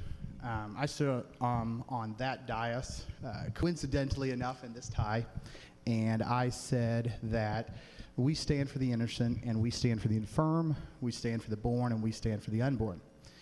And one of the things about a lot of the dialogue on the floor today is how our party, the majority members, only care about the unborn. And there's other parts we care about, and I wanted to kind of run through all the ways we've tried to support the innocent and the infirm and the born, as well as the unborn. We've fought the sex trafficking industry. We've strengthened child care facilities. We've opened new juvenile advocacy centers. We've protected victims of domestic violence by changing our landlord and tenant laws. We've appropriated $1 million to make improvements to the Missouri School of the Blind, $1 million for an extension center for autism, increases for Medicaid funding, $20 million to appropriate to pick up the loss of federal funds for mental health programs. We've established a senior services growth and development program. We've passed legislation to stop fentanyl abuse and the Fresh Start Act. We've authorized the early parole of offenders over the age of 65. We've spent the last 4.5 months standing for the innocent, standing for the infirm, and standing for the born. It's now here on the last day of session that we have the opportunity to finish this list and to stand for the unborn. Now, most of you know I've got 4 children. I've had the opportunity to listen to their heartbeats, usually one at a time, sometimes 2 at a time. And I know that my oldest son, who's 8, knows a little bit about what we're doing. My 6-year-old and 4-year-old twins, they don't. And by the time that they're old enough to know what we've done today, they won't remember it. And I think that's one of the things about the discussion we've had on the floor today, other than the unfortunate outbursts, is that this is an incredibly passionate issue, and it's an incredibly personal issue for members on both sides. But the words that we've heard today, the incredibly elegant and eloquent words that both sides have expressed on this issue, will get lost in time. They'll be repeated today on social media, tomorrow in the headlines, but in a week or a month or a year, people will not remember what was said here today. What they will remember today is how we vote. And that is the one lasting piece of everything we do on the floor today. My children will remember how I vote the rest of my life. My son and my daughters will remember and will know exactly the position that I took the rest of my life and the rest of their lives. And I truly believe that every member of this body will be proud of the vote they take today. Now, for me and for my colleagues, for the architects of this legislation, we believe that the right vote is to vote for this bill. We believe fundamentally that the right to life in our state is so incredibly sacred and so incredibly sacrosanct that the actions we take here today on what we believe to be the most comprehensive pro-life legislation in the country are critical. They're so critical, we've been working on them since the first day of session. Now, it was not our goal to make this a national bill. National events conspired to do that. All we wanted to do was lay down a marker for ourselves, for our children, and for our grandchildren about the position we took on the issue that we consider most important in our life, and that being the right to life. And so today I will go up and I will vote yes on this bill. And that vote will follow me for the rest of my life. And it will be the proudest vote I've ever taken.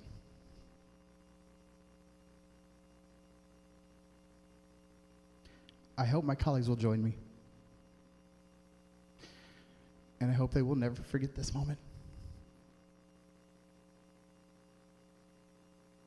Thank you. Further discussion on Senate substitute for Senate Committee substitute for House Bill 126. Gentleman from Jefferson, for what purpose do you rise? Thank you, Madam Speaker. I move the previous question.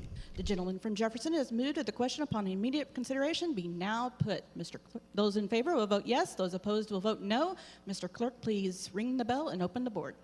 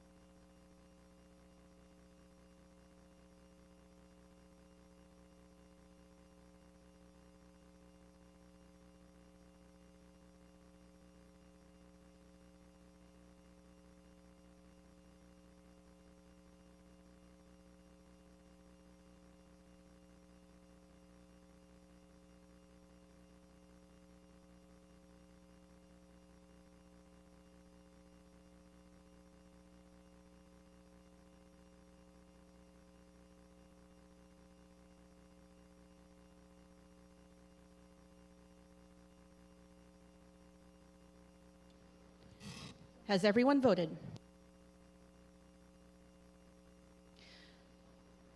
Mr. Clerk, please close the board and tally the vote. By your vote of 108 yes and 46 no and 1 present, you have moved a previous question. Gentleman from St. Charles, you have 1 minute to close. Thank you, Madam Speaker. You know, amongst the outbursts and my colleague here from the opposite side of the aisle, and one that's leaving us from St. Louis City, they both recognize that I am somebody of my word, and I am somebody that values life from womb to tomb. And that is why something I want to kind of piggyback on the speaker is the criminal justice reforms that we have done in this state to protect the innocent, to protect those that have been reformed. That is another moment of protecting life in this state that is not just for those in the mother's womb. But to close, I do want to indicate that those who are pro-life have long stated this, that they want to be a voice for the voiceless, a voice for the unborn. Today, with the passage of the Missouri Stands for the Unborn Act, I can guarantee you this, that the voice of the unborn in our state will be heard loud and clear. It'll be heard loud and clear in this state, in the nation, and that is why we stand for the Unborn Act. The gentleman from St. Charles renews his motion that Senate substitute for Senate Committee substitute. Sorry, the gentleman from St. Charles renews his motion for the adoption of Senate substitute for Senate Committee substitute for House Bill 126. All those in favor vote yes. Those opposed vote no. Ms. Clerk, please ring the bell and open the board.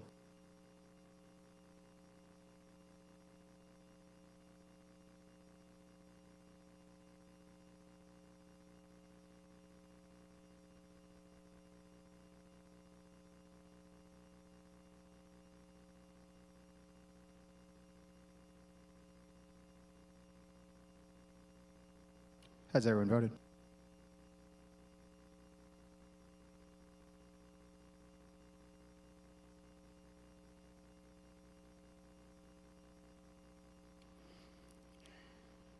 Ms. Clerk, please close the board and tally the vote.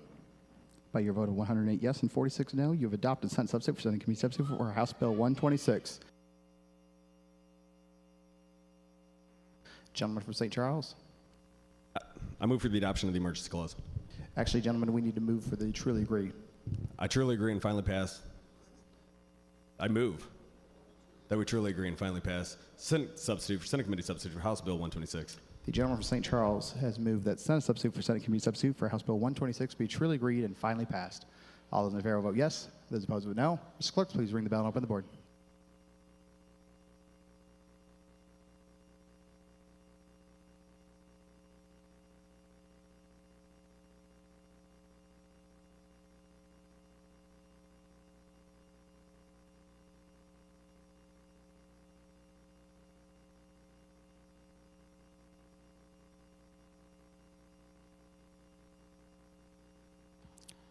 Has everyone voted? Mr. Clerk, please close the board and tally the vote. By your vote of 110 yes and 44 no, you have truly agreed and finally passed Senate substitute for Senate Committee substitute for House Bill 126. Gentleman from St. Charles. Thank you, Mr. Speaker. I move for the adoption of the emergency clause. The gentleman from St. Charles moved for the adoption of the emergency clause. Gentleman from St. Charles. I renew my motion. Discussion on the emergency clause. Gentleman from Clay, for what purpose you rise? To speak on the emergency clause. Proceed, gentlemen. Thank you, Mr. Speaker.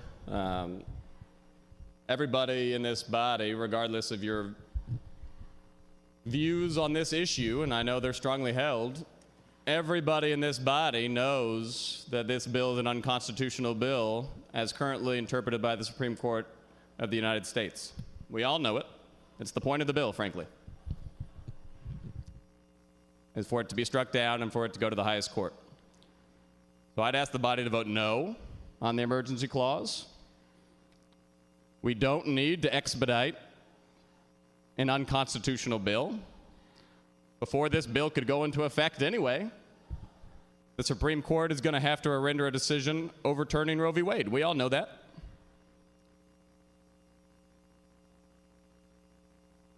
So I'm not sure what the emergency would be, Mr. Speaker. Vote no. Further discussion. Gentleman from St. Louis County.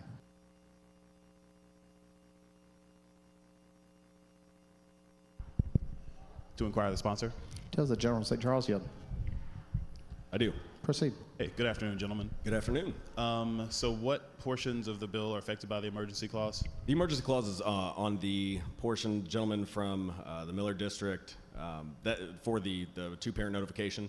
So for those who are separated, since the Senate had amended that, those who are separated and have been awarded custody, whether it's joint physical or joint legal, this emergency clause will be on that portion alone. So that would require, for those who have been awarded joint legal and joint physical custody, that a written consent would have to be obtained from both parents in order to get an abortion for a minor child. Okay. Any other provisions that are affected by that? That is the only prong for the emergency clause. Okay. And gentlemen, you may or may not have noticed, I was a yes on this bill as we perfected it through the House. I was a no on it just now on third reading and truly agreeing it. And I just wanted to thank the floor leader and the speaker for indulging me for just a second to explain why I switched my vote. I've been pro-life for over 20 years. And gentlemen, I really struggled with this one. I wanted to, as you talked about earlier, include rape and incest exceptions. Originally, we had a really robust discussion about that. And it was the will of the body not to do that at the time. I voted yes anyway. And it was the will of the Senate, I guess, whatever negotiations they went through, also not to include that. And I've filled out Missouri Right to Life surveys time after time saying that if abortion was outlawed, or saying that if Roe v. Wade was overturned, that I would vote to outlaw abortions, but not in the case of the life of the mother and not in the case of rape and incest. And gentlemen, I really respect you. I think you are doing this for the right reasons. I think my colleagues on our side of the aisle are doing this for all the right reasons. But the feedback I've gotten from my constituents, when I've surveyed my constituents year after year, they don't support that. They think this is going too far. Nationally, we've seen a lot of uproar from people who are pro-life, who would vote for more restrictions on abortion, but can't go there. They can't tolerate not saying rape and incest. President Trump, when he was asked about this question in 2015, said, I'm pro-life, but I believe in the 3 traditional exceptions: rape, incest, and life of the mother. So that's why I voted how I voted. Gentlemen, I hope to God that you and my colleagues don't try to castigate me as not pro-life anymore. Well, gentlemen, I do appreciate the conversation that we had back in February. I think it was, I don't know if it was during a sports game, you and I sat in my office for several hours and discussed that. And, you know, correct me if I'm wrong, but I know that I don't know if it was your intent that you believed that that exception, that you were drafting some legislation, would stop at those hard lines, at the 8, 14, 18, and 20. And I told you that if that was the case, that it would be moot because we already have those exceptions built in. Anybody, for any reason, despite my personal religious, moral beliefs, life begins at conception, those are built in there. And I have an issue, and I believe my colleagues that voted in favor of this have an issue with any exception that would allow a child at 38 weeks, 39 weeks, even 40 weeks to be aborted and to be killed. And that's why I think we support, and I think that this is going to be upheld due to the fact that we have those exceptions built in and unlimited exceptions built in up to 8, 14, 18, and 20. I hope so.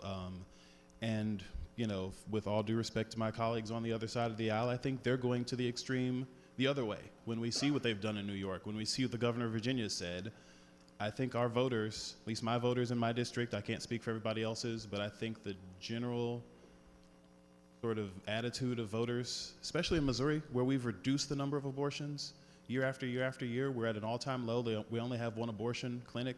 We have successfully prevented abortions in this state. We are succeeding at protecting life. I just don't know if we need to go further than what we're doing. I don't know how conservative that is, and I worry that it's a little bit of overreach. Well, gentlemen, I don't want to go to the other your extreme. support on The other side, I mean, I think people can distinguish between reasons for having abortions. Abortion on demand, just saying I want one just because, without some sort of compelling reason, to do it as birth control.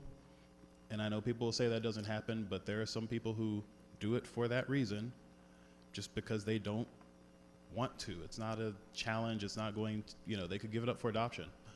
But well, I hope I earned your support on the underlying amendment with this section because the I emergency firmly clause, I think I'm okay with the emergency clause since it's just for that section. But thank you for that clarification. I appreciate that. Further discussion, gentleman from Jefferson. Speaker, I move the previous question. The gentleman from Jefferson to move the question under immediate consideration be now put. All those in favor vote yes. Those opposed vote no. Mr. Clerk, please ring the bell and open the board.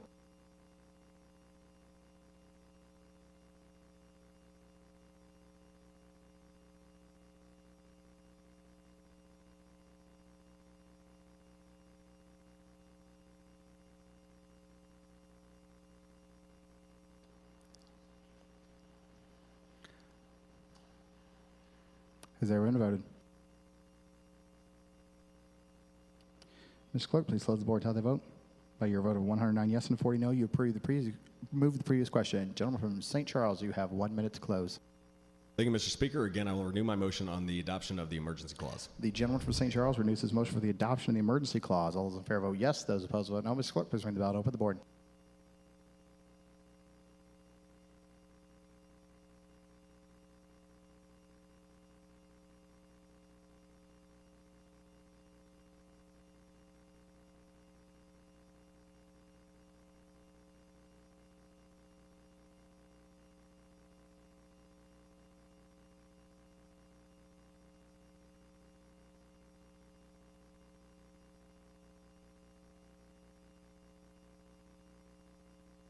Has everyone voted? Mr. Clerk, please close the board. How they vote? By your vote of 109 yes and 46 no, you approve the emergency clause. Gentleman from Jefferson. Thank you, Mr. Speaker. Remaining on that calendar, I ask you to recognize the gentleman from Johnson for a motion on Senate Substitute House Committee Substitute House Bill 1088. Gentleman from Johnson, for what purpose your eyes? Thank you, Mr. Speaker. I move the House adopt Senate Substitute for House Committee Substitute for House Bill 1088.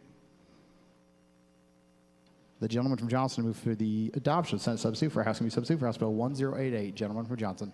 Thank you, Mr. Speaker. As people recall, this is the Boondoggle Act. If we have anything that is over $1 million over budget or a year behind, OA has to let us know about it so we can adjust it in the budget.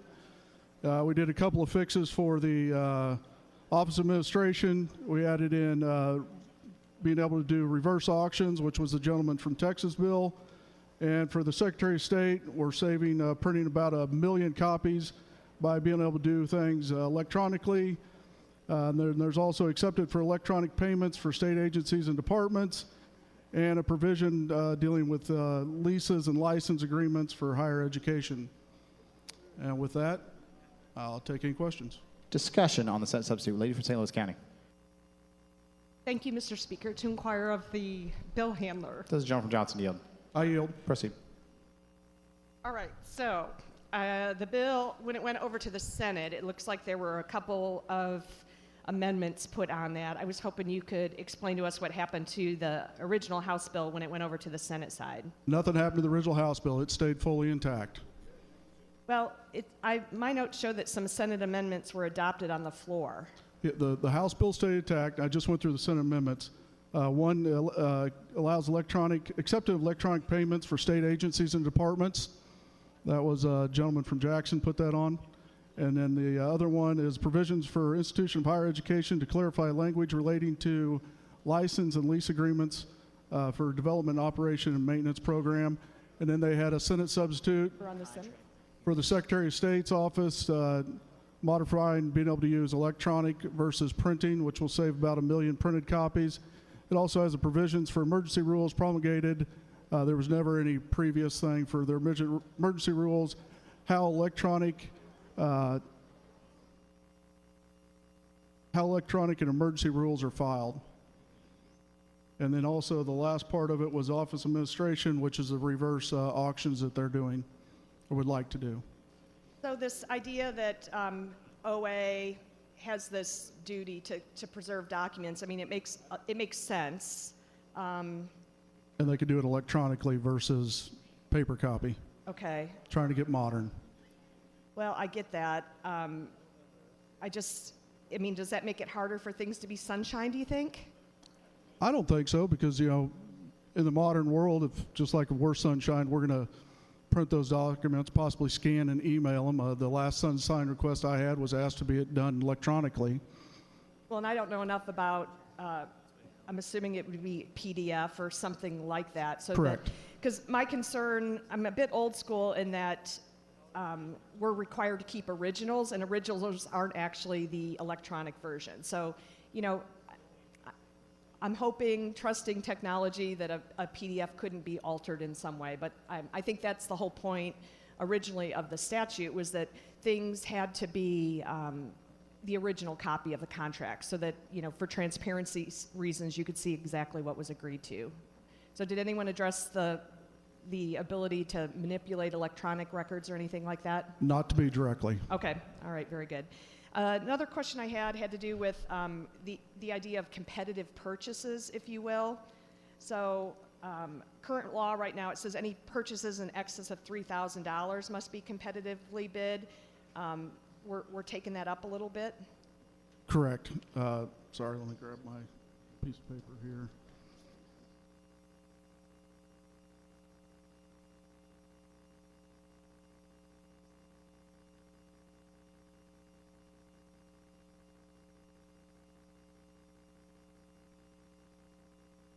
Sorry, that was actually the representative from Green's provision.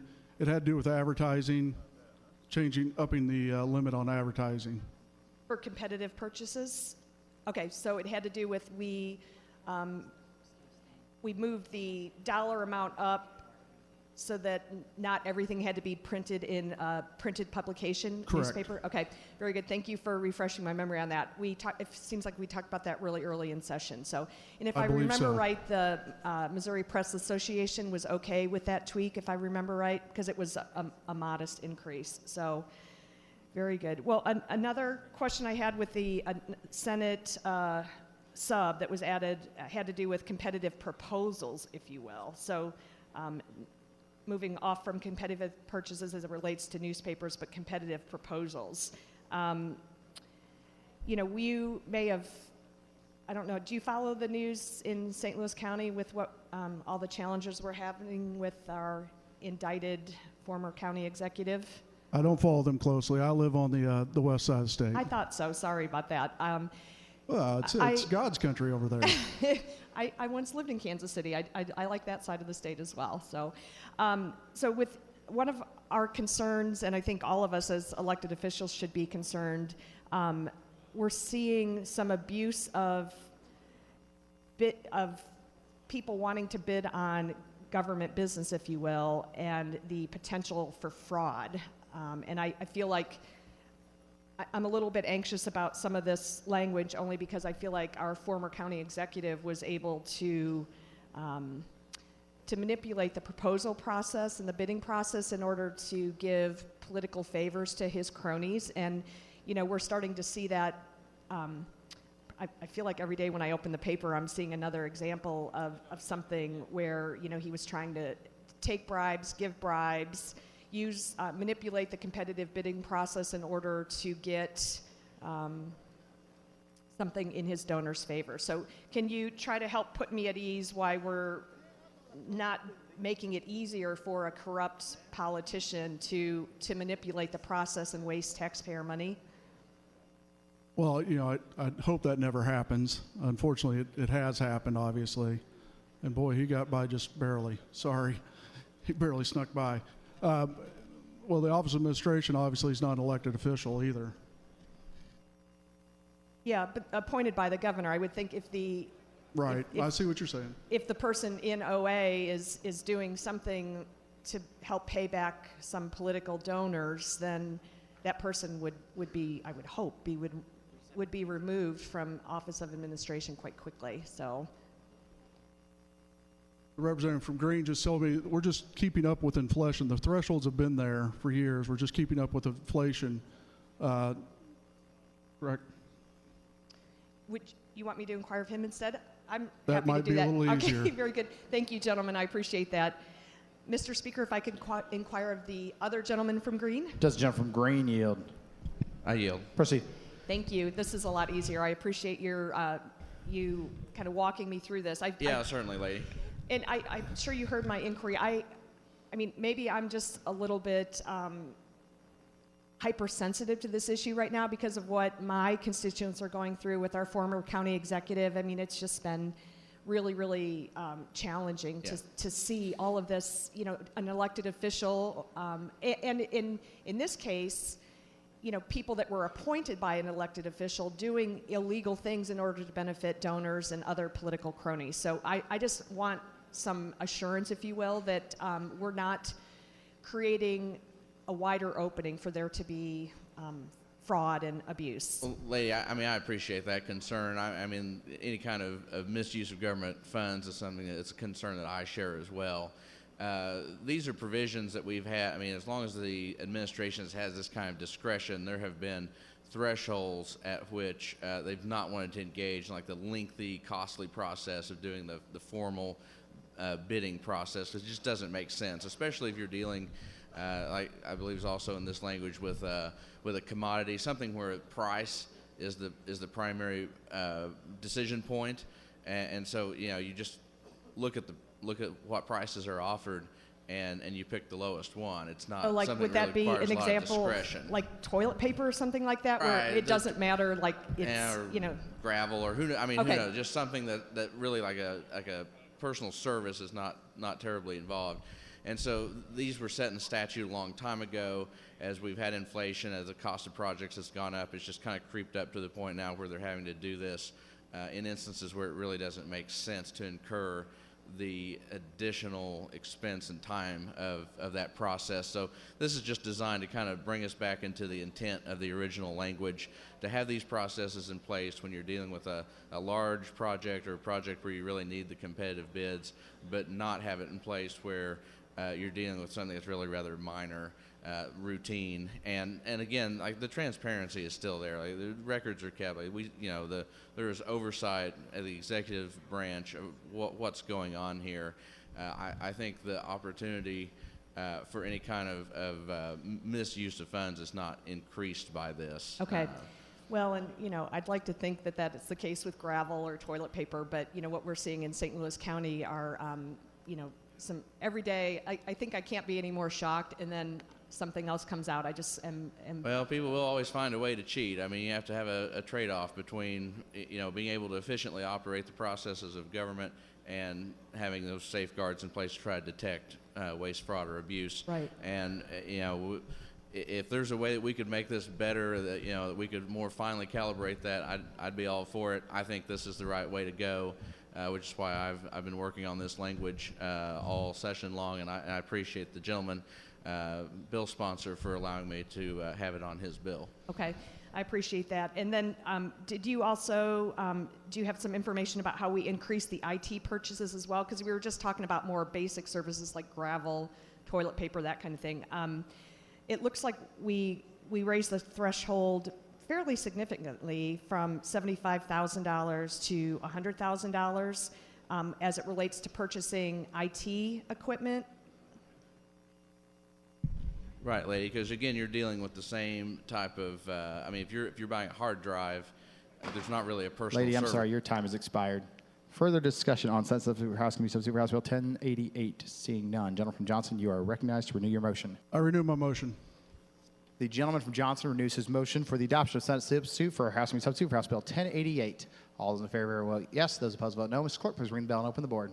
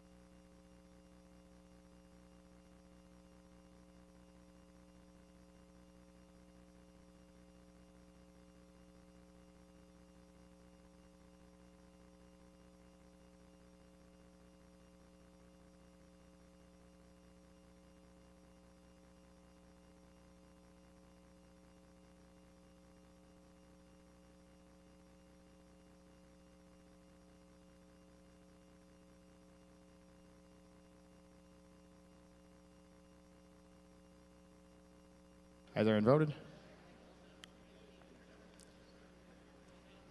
Mr. Clerk, please close the board and tally the vote. By your vote of 118 yes and 22 no, you have adopted Senate substitute for House Committee substitute for House Bill 1088. Gentleman from Johnson. Thank you, Mr. Speaker. I move that Senate substitute for House Committee substitute for House Bill 1088 be truly agreed and finally passed. The gentleman from Johnson has moved that Senate substitute for House Committee substitute for House Bill 1088 be truly agreed and finally passed. All those in favor vote yes. Those opposed vote no. Mr. Clerk, please ring the bell and open the board.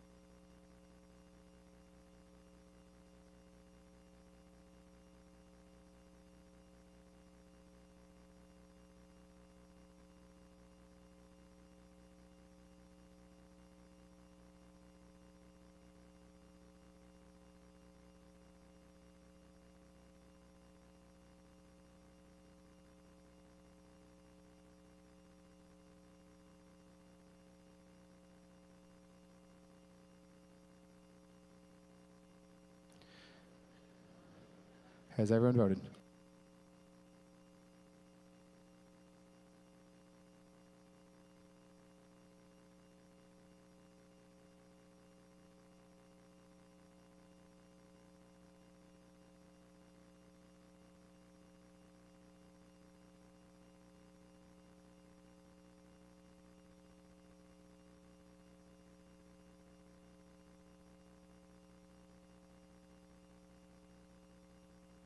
Has everyone voted? Mr. Clerk, please close the board, tally the vote. By your vote of 111 yes, 28 no, you have truly agreed and finally passed Senate substitute for House Committee substitute for House Bill 1088.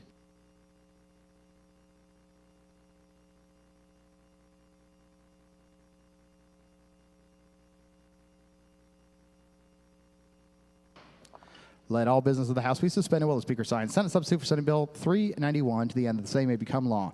Should there be any objection, please send it forward in writing.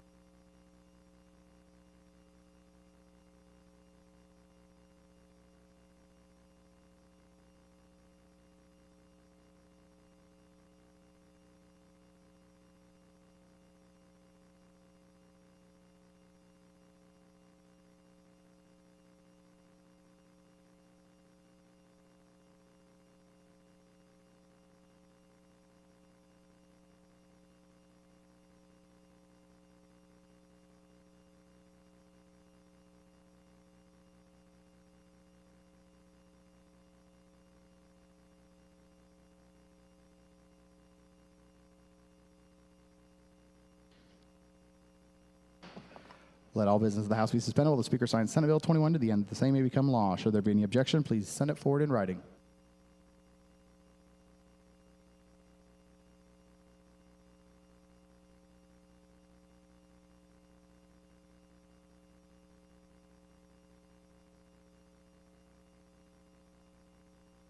Gentleman from Jefferson. Thank you, Mr. Speaker. Remaining on that calendar, I ask you to recognize the gentleman from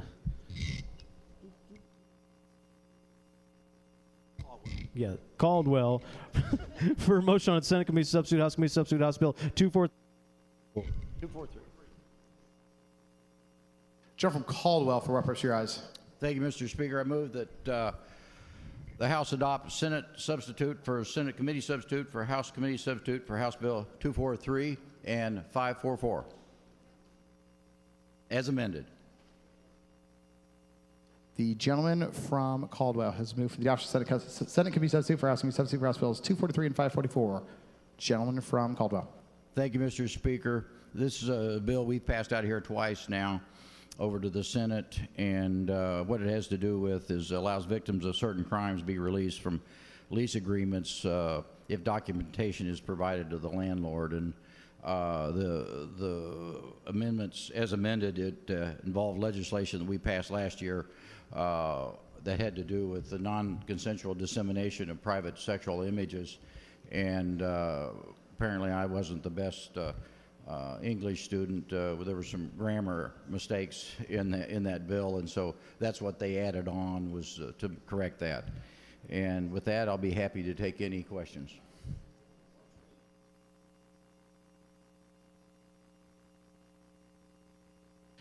Discussion. Lady from St. Louis County. To speak in favor of the bill, Mr. Speaker. Proceed.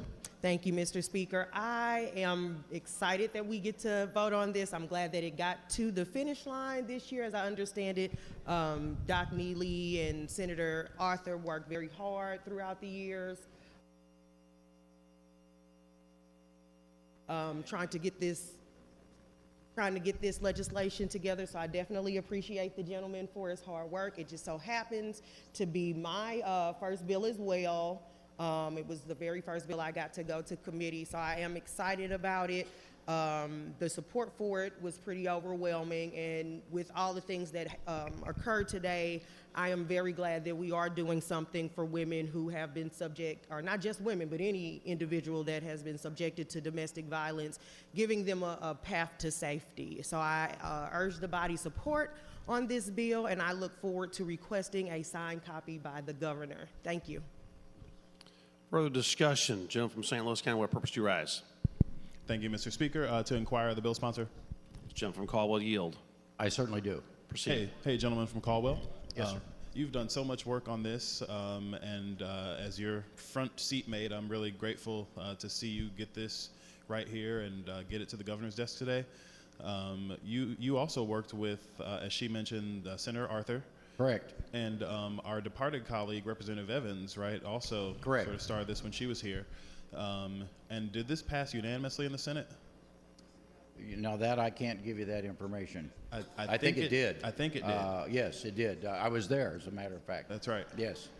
Well, good. I really just wanted to salute you for your work on this. You are really just someone who has a huge, huge heart, and you're going to be helping people in a significant way with the passage of this. So thank you, gentlemen. Thank you, and I appreciate your efforts. All right. Further discussion.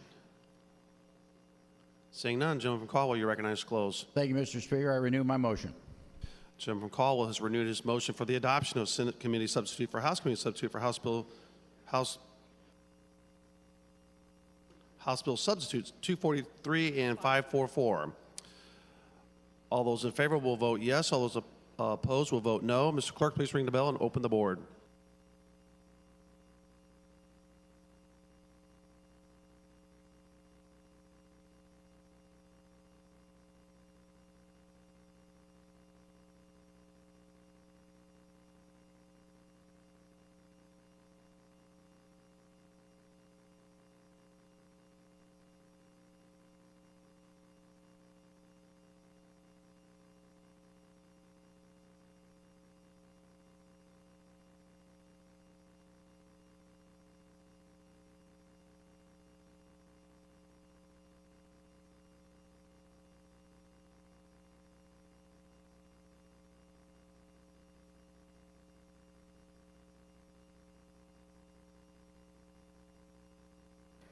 Has everyone voted?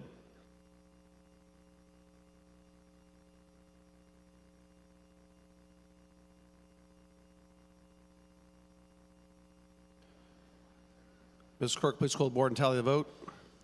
By your vote of 139 yes, 3 no, you have adopted Senate Committee Substitute for House Committee Substitute for House Bills 243 and 544. Gentleman from Caldwell. Thank you, Mr. Speaker. I move that Senate Substitute for Senate Committee Substitute for House Committee Substitute for House Bill 243 and 544 as amended be truly agreed to and finally passed. Gentleman from Caldwell has moved for Senate Committee Substitute for House Committee Substitute for House Bills 243 and 544 as amended be truly agreed and finally passed. All those in favor will vote yes. All those opposed will vote no. Mr. Clerk, please ring the bell and open the board.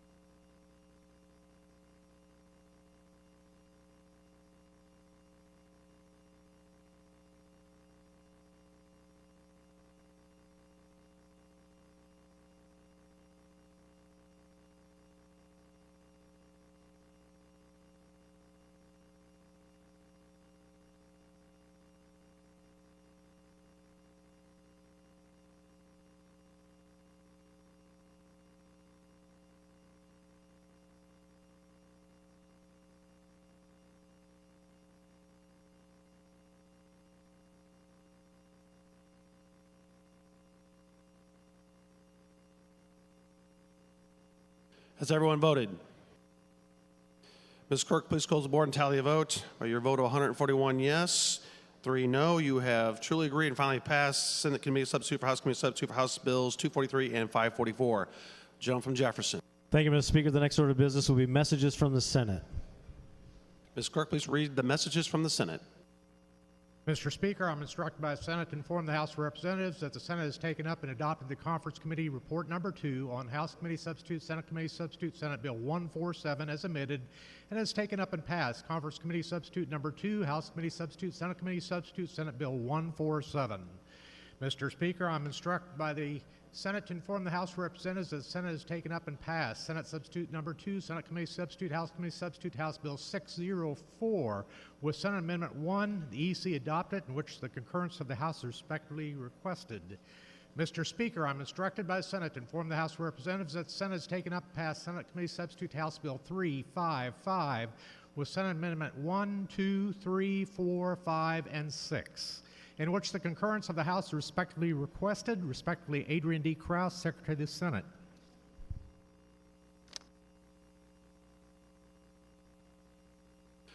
Gentleman from Jefferson. Thank you, Mr. Speaker. The next order of business will be Senate bills for third reading and formal, and I ask that you recognize the gentleman from St. Louis County for a motion on House Committee Substitute, Senate Committee Substitute, Senate Bill 203. Gentleman from St. Louis County, what purpose do you rise? Thank you, Mr. Speaker. Mr. Speaker, I move that Senate Committee Substitute for Senate Bill 203 be third read and passed. Gentleman from St. Louis County has moved that Senate Committee Substitute for Senate Bill 203 be third read and passed. Gentleman from St. Louis. Thank you, Mr. Speaker. Mr. Speaker, I move that the House adopt House Committee Substitute for Senate Committee Substitute for Senate Bill 203. Gentleman from St. Louis has moved that for the adoption of House Committee Substitute for Senate Committee Substitute for Senate Bill 203. Gentleman from St. Louis. Thank you, Mr. Speaker. I move that the title, the House Committee Substitute, Senate Committee Substitute, Senate Bill 203 be agreed to. Gentleman from St. Louis has moved that the title of House Committee Substitute for Senate Committee Substitute for Senate Bill 203 be agreed to. Any discussion? Seeing none, all those in favor please say aye. Aye. Opposed, no. And the ayes have it. You have agreed to the title. Gentleman from St. Louis. Thank you, Mr. Speaker. Mr. Speaker, this is a property nuisance bill, and with that I have an amendment ending in .22H, and I move for its adoption. Gentleman from St. Louis County has moved for the adoption of House Amendment 1. Gentleman from St. Louis. Thank you, Mr. Speaker. Mr. Speaker, this essentially keeps this property nuisance bill restricted to the St. Louis City and Kansas City, so it will not apply to a vast majority of the state. What this does, this allows property owners to help mow yards that are deemed abandoned next to them because this adopts Senate Bill 3. It also removes the water utility component, and with that, I'm happy to answer any questions. Otherwise, I renew my motion. Further discussion on House Amendment 1. Lady from St. Louis City, what purpose do you rise? To inquire of the bill handler. This gentleman from St. Louis County yield. I do. Proceed. Thank you, Mr. Speaker. I just wanted you to explain a little bit more about this particular amendment and the bill. Sure. Well, what this does, there are many properties in St. Louis, 25,000 approximately, that are deemed to be abandoned, about 16,000 in Kansas City, and there's a very difficult process in which you can impose or require some sort of remediation by those property owners. This bill allows for that through a judicial process, through proper procedures, notifications, certified mail, and whatnot. So this helps communities better themselves. And you know, as we often drive through cities and towns, we're like, why does it look so bad? Well, this helps address that concern. All right. Thank you, Mr. Speaker. To speak on the bill. Proceed. Thank you. As a former city alderman, nuisance properties are a huge problem in our inner cities. And I very much support this bill because we will have houses that have sat for 15 years because the process is slow and arduous. So this bill actually is a very good tool for our cities, and I appreciate the sponsor bringing this forward. Thank you. Further discussion on House Amendment 1. Gentleman from Jefferson, what purpose do you rise? Thank you, Mr. Speaker. I move the previous question. Gentleman from Jefferson is moved for the previous question. All those in favor will vote yes. All those opposed will vote no. Ms. Clerk, please ring the bell and open the board.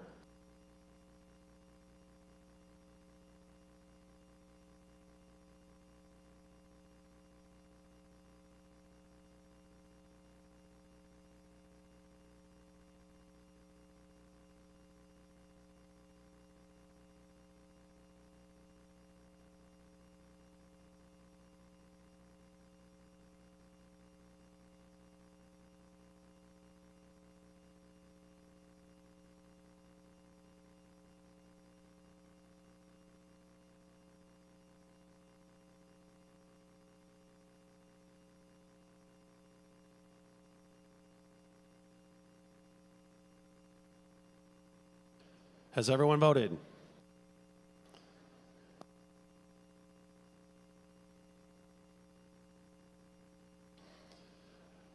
Ms. Clerk, please close the board and tally the vote. By your vote of 90 yes and 32 no, you have moved the previous question. Gentleman from St. Louis County, you have 1 minute to close. Thank you, Mr. Speaker. I renew my motion for the adoption of House Amendment 1. Gentleman from St. Louis County has renewed his motion for the adoption of House Amendment 1. All those in favor, please say aye. All those opposed, no. And the ayes have. You have adopted House Amendment 1. Further discussion? Seeing none, gentleman from St. Louis, you're recognized to close. Thank you, Mr. Speaker. I renew my motion. Gentleman from St. Louis County has renewed his motion for the adoption of House Committee Substitute for Senate Committee Substitute for Senate Bill 203 as amended.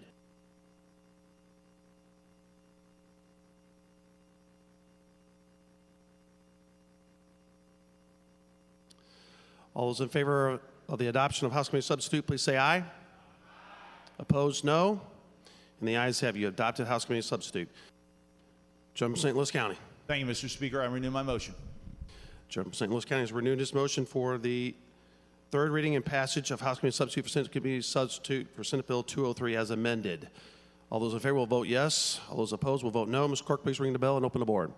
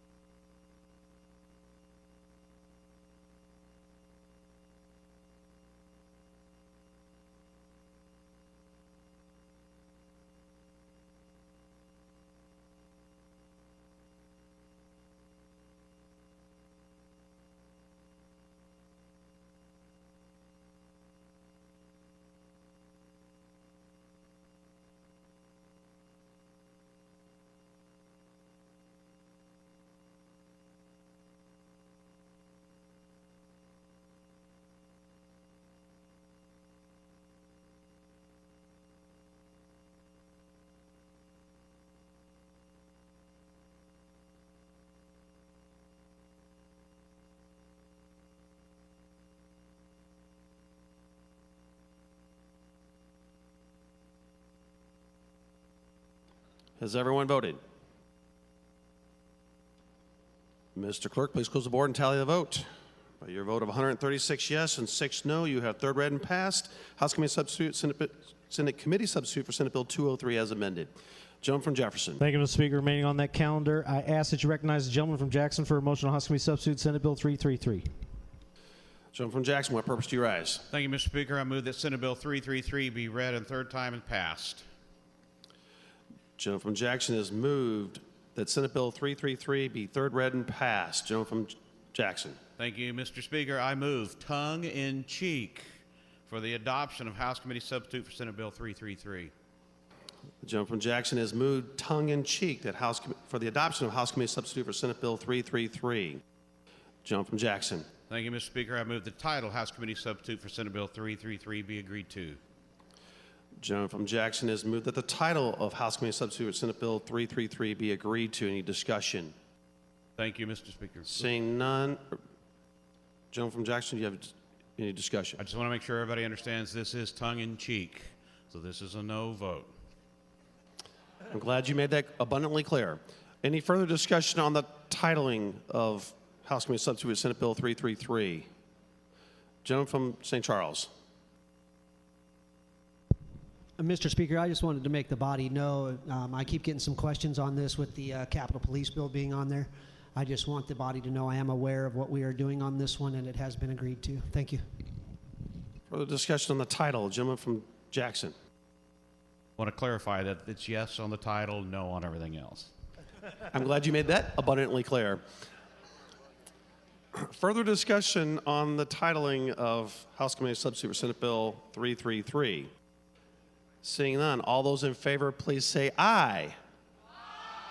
All those opposed, no. And the ayes have it. You have agreed to the title. Gentleman from Jackson. Thank you, Mr. Speaker. Now I move tongue-in-cheek for the adoption of House Committee Substitute for Senate Bill 333.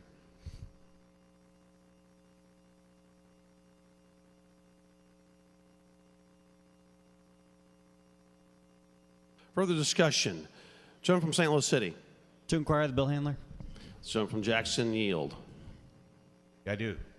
Proceed. Thank you, gentlemen. I think I am agreeing with wanting to roll this all back. Yes, I'm not sure if I agree with myself on all this, but I just wanted to double check what all is in this that's being rolled back. we're rolling back to the original Senate bill, which is 2 pages, which allows the city of Kansas City to go for a vote for tax for the Kansas City Fire Department.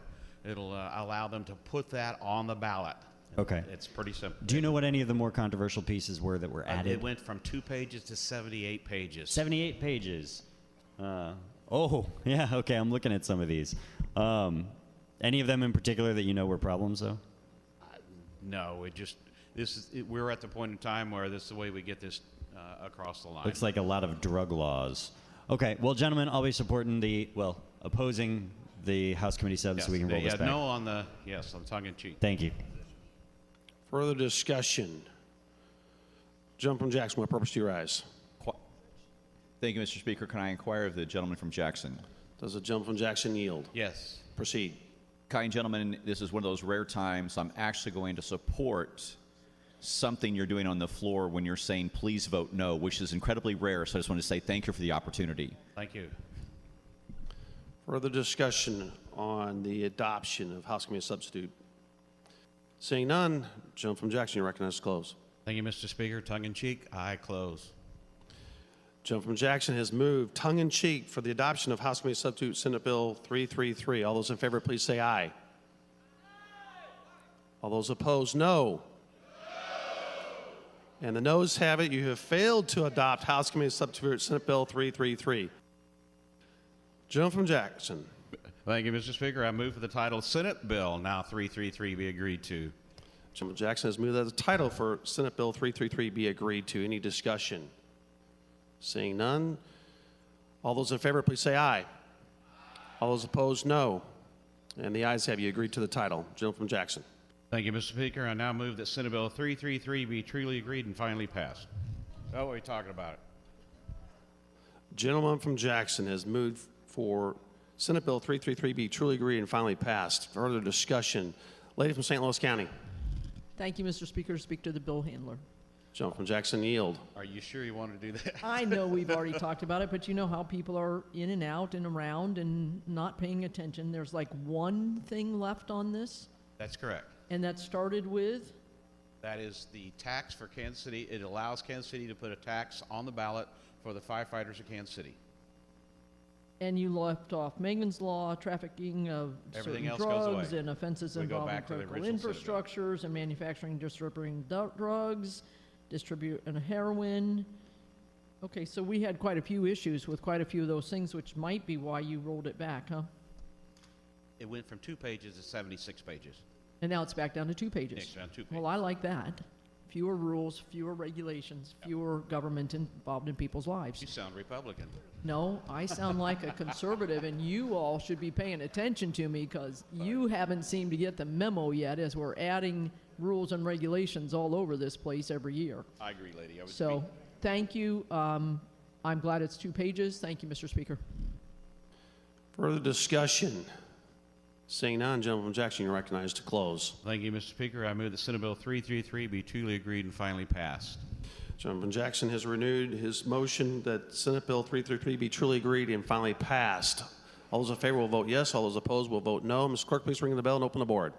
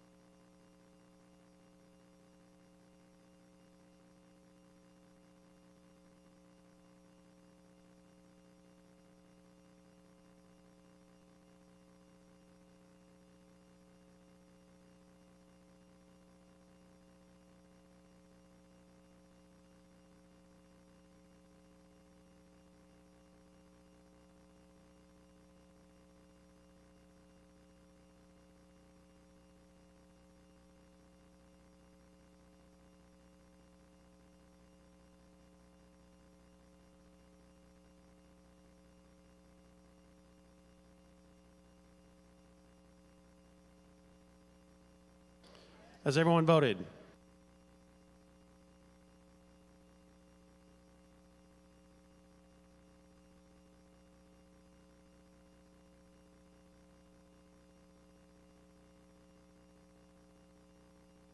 Ms. Clerk, close the board and tally the vote. By your vote of 103 yes, 41 no, you have truly agreed and finally passed Senate Bill 333. Further, Gentleman from Jefferson. Thank you, Mr. Speaker. Remaining on the calendar, I ask you to recognize the gentleman from Clay for a motion on Senate Committee Substitute Senate Bill 12 and 123.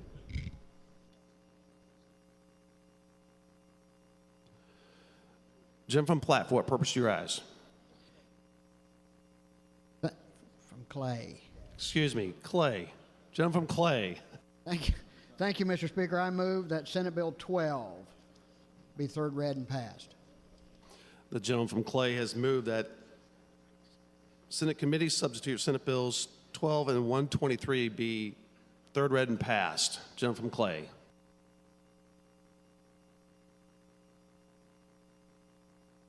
I don't have it. Thank you, Mr. Speaker. I move that title of House Bill 12 be agreed to. Senate Bill 12. Senate Bill 12.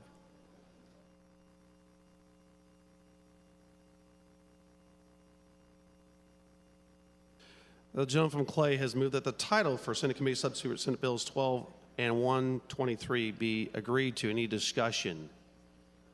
Seeing none, all those in favor, please say aye. All those opposed, no.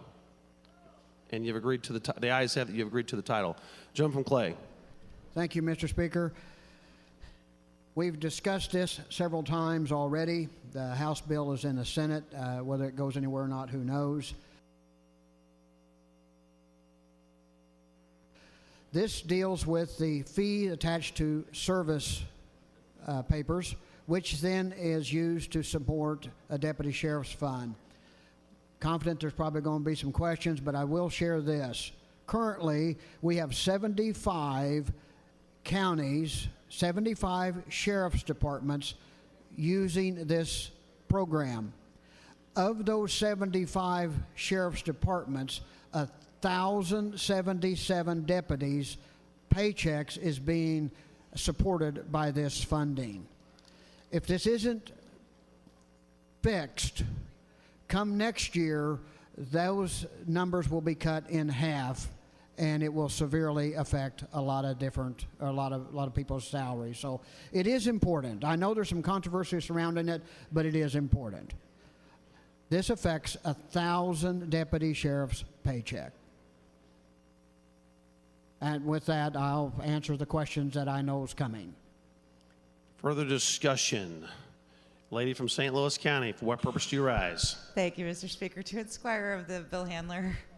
Does the gentleman He from knows Clay it's coming. yield? Yes, I do. He reluctantly yields. Reluctantly. I don't blame him. I don't Proceed. blame him. Thank you. So we've talked about this several times before, and you and I agree that it's important. I absolutely agree that these sheriffs need to be paid. Oh, there we go. You're welcome, Representative. So I just wanted to run through, are you aware of how much some of these counties are receiving?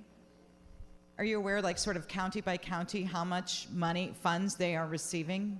You know, I've seen it, but I'm not versed on that, no. So for instance, Washington County receives over $100,000 every year for this fund.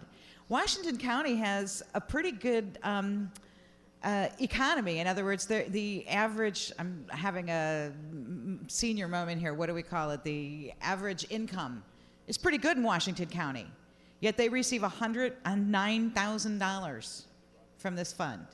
Do you know why that might be? I don't know. What about Camden County? Same thing. Camden County gets $112,000 from this fund. Isn't that like Lake of the Ozarks area? I believe it is. Yeah, so wouldn't you think that the folks in Lake of the Ozarks, it's kind of funny to have this bill on the heels of the last bill when we just allowed City of Kansas City to put in a sales tax so that they can pay for public safety. Why shouldn't Camden County be required to impose a sales tax on all those tourism dollars to pay for their own public safety? You know, this is put in place to supplement counties who cannot pay their deputy sheriffs a living wage. The legislation was a compromise reached in the Senate. If you don't receive any of the funds, you don't collect the funds. I understand that, gentlemen, and I started by saying we both agree that our law enforcement needs to get a reasonable salary. The question that I have, though, is why is it that we're basically imposing a tax? It's a tax because you know what? Folks have to pay it to the sheriff when the sheriff doesn't do anything. The sheriff doesn't do anything on these papers. I support the sheriffs. I want them to have a living wage. What I don't understand is why counties like Camden County that have every ability to institute a public safety sales tax like we just authorized in the prior bill, so that people don't have to pay this $10 fee on every paper. You just don't think that that's a good idea? I mean, maybe you don't. That's okay. I mean, what it amounts to is every sheriff completes the paperwork, submits their application, it's reviewed by a board, and if that board approves it and they match all of the parameters that's needed, then they can receive these funds. Right, but the point is that the reason why they need the extra money is because they're not being paid by their bosses, by their counties, by the taxpayers. They're not being paid properly by the people that they actually serve. Well, the Most Smart Board then maybe needs to look at how they do things. I get it. Okay, so let me ask you this, though. Do you think that the city of St. Louis is a part of the economic engine of the state? Well, city of St. Louis doesn't have to, if they don't receive any funds, they're not going to be required to participate. Well, guess what? The city of St. Louis receives $48,000 a year from this fund. Well, it seems odd to me that the city of St. Louis doesn't have the ability, particularly considering we just passed a sales tax in the city. I don't understand why the city of St. Louis can't pay its sheriffs a decent salary. Well, because the taxpayers are paying it. Lady, that's not my argument with them. But here's what I'm wondering. Why shouldn't the St. Louis County hire themselves a sheriff, pay them a below standard wage, so that St. Louis County, which pays the bulk of this, so that St. Louis County can start giddying up on this bandwagon, and that way all of the millions of dollars that we collect will come back to our county? Well, let me understand. You're saying that there's county commissioners deliberately deliberately not paying their deputies a living wage so they can take advantage of a fund that's set up to help those counties that can't. I am saying that it sure seems fishy to me that Camden County wants us to pay a fee for nothing when they're not going to institute a public safety sales tax, because everybody in this room knows that there's a lot of tourism dollars that go through that county. Lots of I've spent tourism dollars in Camden County. Well, and with all due respect to whoever's representing Camden County, I'm sorry if I'm picking on just you. I'm just using you as an example. This fund is set up and designed to assist counties who cannot pay their sheriffs and their deputies a living wage. We're talking about counties whose county commissioners have to make a decision every month whether to pay the salaries of all employees or place rock on a road or fix a bridge or whatever the case might be. This at least allows them to pay their deputy sheriffs a living wage. I get it, but here's the thing. When they're making those decisions, you've got so many dollars, how are we going to spend it? If you know that you can tap into this fund, why would you? Why would you pay your sheriffs a living wage if you can tap into this fund? In other words, those county commissioners could say, well, we can either give a $10,000 raise to our sheriffs, or we can use that $10,000 on a bridge, and we're just going to tap into this fund and come to the legislature and ask them to make everybody pay an extra $10 for doing nothing. You know, we're probably never going to agree on this. I agree. All I know is the county commissioners that I know are good, honest people. They make decisions based on the very best information they have. They want to pay their deputy sheriffs a living wage, and they do so. This is a program that works. If you got a county that for some reason is taking advantage of this, then shame on them. I'm not talking about those counties. I appreciate that. I'm talking about counties that pay their deputies $18,000 a year. And gentlemen, I agree with you, but if you look at this list, you know that there are other counties that aren't necessarily doing this. But I thank you for the inquiry. Mr. Speaker, to inquire of the gentleman from St. Louis County DeGroot District. Does the gentleman from St. Louis County yield? Do reluctantly. Proceed. I got to tell you, I'm starting to feel like I feel when I'm talking to the gentleman from the Shore District, but there's a lot of stuff that we're agreeing on this year. Go figure. And this is one of those things, isn't it? I think it is. And why? This is a screw the loo bill. It has taken money from the people that you and I represent and sending it out to the rural areas. It's a classic redistribution of wealth plan. Redistribution of wealth plan. That's kind of interesting. Kind of Bernie Sanders-esque. And which is funny that you would oppose that, generally speaking, and I would usually support that, and yet here we are all agreeing. We both agree because our people are the ones that are getting gored. You know, and I try to be consistent on this stuff. It's really hard in this body to be consistent. It really, truly is. But the other day I voted against the welfare for the rich bill, the bill that would have brought money to the St. Louis and Kansas City regions. I voted against it. It passed. But we shouldn't in this body be in the business of taking money from one people and giving it to others. Thank you very much for the inquiry. Thank you. Again, this body knows where I stand on this issue, and I urge you to just think about what this means. I love the sheriffs. The sheriffs support us. The sheriffs protect us. That's wonderful. But I don't believe that it's our responsibility to find the funds to pay them. That is the responsibility of each individual county. We talk about local control a lot here. It seems to me that these counties, not all of them, some of them I know are very impoverished. I get that, and I would support it if those were all the only counties that were getting it. But I don't see any reason why Camden County needs $112,000 of $112,000 taxpayer dollars. I don't understand why St. Louis City needs $50,000 of taxpayer dollars. I sure as heck don't understand why Washington County needs $109,000 out of this fund. If we really care about this fund, then let's change the criteria so that the folks that actually really need it are getting it, and these other counties need to step up to the plate and figure out how to pay their law enforcement. I support paying the law enforcement. We've done it in St. Louis County. We've done it in St. Louis City. We do it across the state. It's time for these guys to take care of their own. Thank you, Mr. Speaker. Further discussion. Jim from Morgan, what purpose do you rise? Thank you, Mr. Speaker. May I inquire of the lady from the Mitten District? Does the lady from St. Louis County yield? I most certainly do. Why, good afternoon, lady. Good afternoon. Well, you made a comment about Camden County there. I be upfront, I don't represent Camden County, but I represent that border for a long ways. I understand. And you said that you've spent a lot of money in Camden County, correct? I believe so. I thought that was around the lake. Well, that is part of the lake, but the lake is not all the same. So if you've been to Tantera or you've been to the east side of the lake, that's a different story. Ozark. I can't remember which county that is. That's your Miller and Camden over in there. But right. I want to know, have you spent a lot of money in Sunrise Beach? I've been to Sunrise Beach. I don't remember if I've spent money there. Probably not. Did you go down? Plus, you have to take that toll bridge over there, and I've rented a house over there. I know that, and I don't know if I had to pay taxes when I rented that house. I just don't remember. How about down Cuptree Road? I don't even know what that is.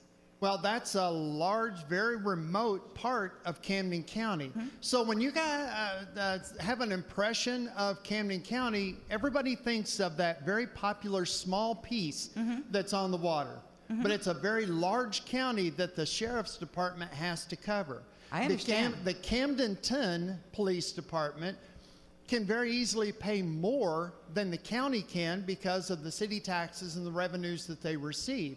But if I need coverage over at the end of Cuptree Road, I've got to have somebody on the opposite side of the lake that doesn't make that much money. So this fund will go to help provide coverage to the entire county, not just to the popular areas where you guys visit and spend lots of money. And I appreciate that education, as we would say, on that issue. But I still believe, again, we talk a lot about pulling ourselves up by our bootstraps here.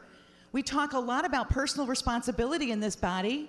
Why is this somehow carved out when we talk about these things? And I absolutely empathize and appreciate the struggles that some of our counties are going through. I completely do. We've heard the gentleman from the Roane District talk about this so passionately, and I agree with him and have voted for some of that stuff. This is just one of those cases where I can't. I'm going to bet that Morgan County's on that list, that it's going to draw quite a bit of money out of the fund. I don't know. But it has a lot of lake property, but it has almost no business. Here's the funny thing. Morgan County is not on that list. You guys are stepping up and doing the right thing. And God bless you for it. If you want to know the real truth behind that, I would tell you why the Morgan County Sheriff's Department probably isn't, because of the revenues they're taking in on the ICE, the immigrants. We house a lot of those and keep our jail filled, and we contract with Kansas City, which draws in a lot of revenues, which keeps us from having to draw into those funds, and we can pay. And you know what? That makes such good sense, because you're actually drawing down dollars for services that are actually being provided. This bill says you have to pay a tax for a service that's not being provided.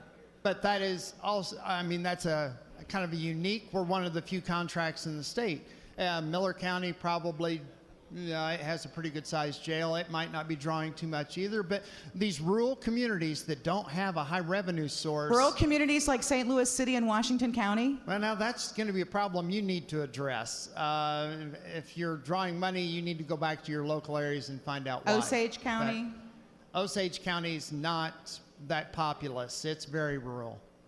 So there is a reason for this. I understand the reason. It's because we are so dispersed in our sheriffs, and we have to spread out over very rural areas. I appreciate the gentleman from the DeGroots concept that St. Louis funds everything in the state. You fund all our highways by the gas you buy. Your business, you have 70% of the population. You're funding our rural communities. I understand that concept, but coming from the rural area, we need protection too, and the funds that we need to do that with, if we can draw that out of a tax or a fee, and in St. Louis, we're actually paying for the service, though. We only pay it to the sheriff when the sheriff serves papers. What this does is it says you got to pay it to anybody that's not doing it. I don't know where else in government we say you have to pay $10 to a private enterprise just because these small businesses are trying to survive. I don't know where else in statute we do that. We try fees in several places, I'm sure, but I appreciate I just wanted to get the Camden County part I appreciate of that it. I learned something. So thank you. Thank you, Mr. Speaker. Further discussion. Gentleman from DeKalb, for what purpose do you rise? Thank you, Mr. Speaker. Move the previous question. Gentleman from DeKalb has moved for the previous question. All those in favor will vote yes. All those opposed will vote no. Ms. Clerk, please ring the bell and open the board.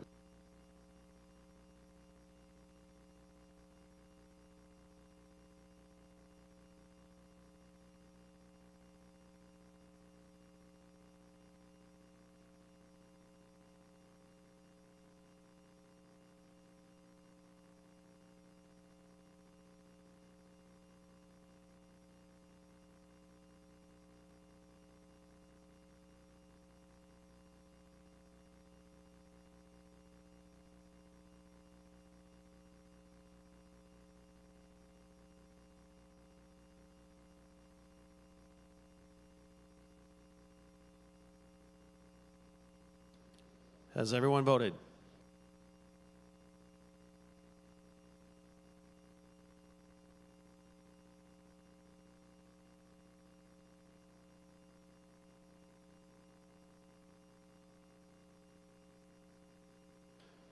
Ms. Clerk, please close the board and tally the vote.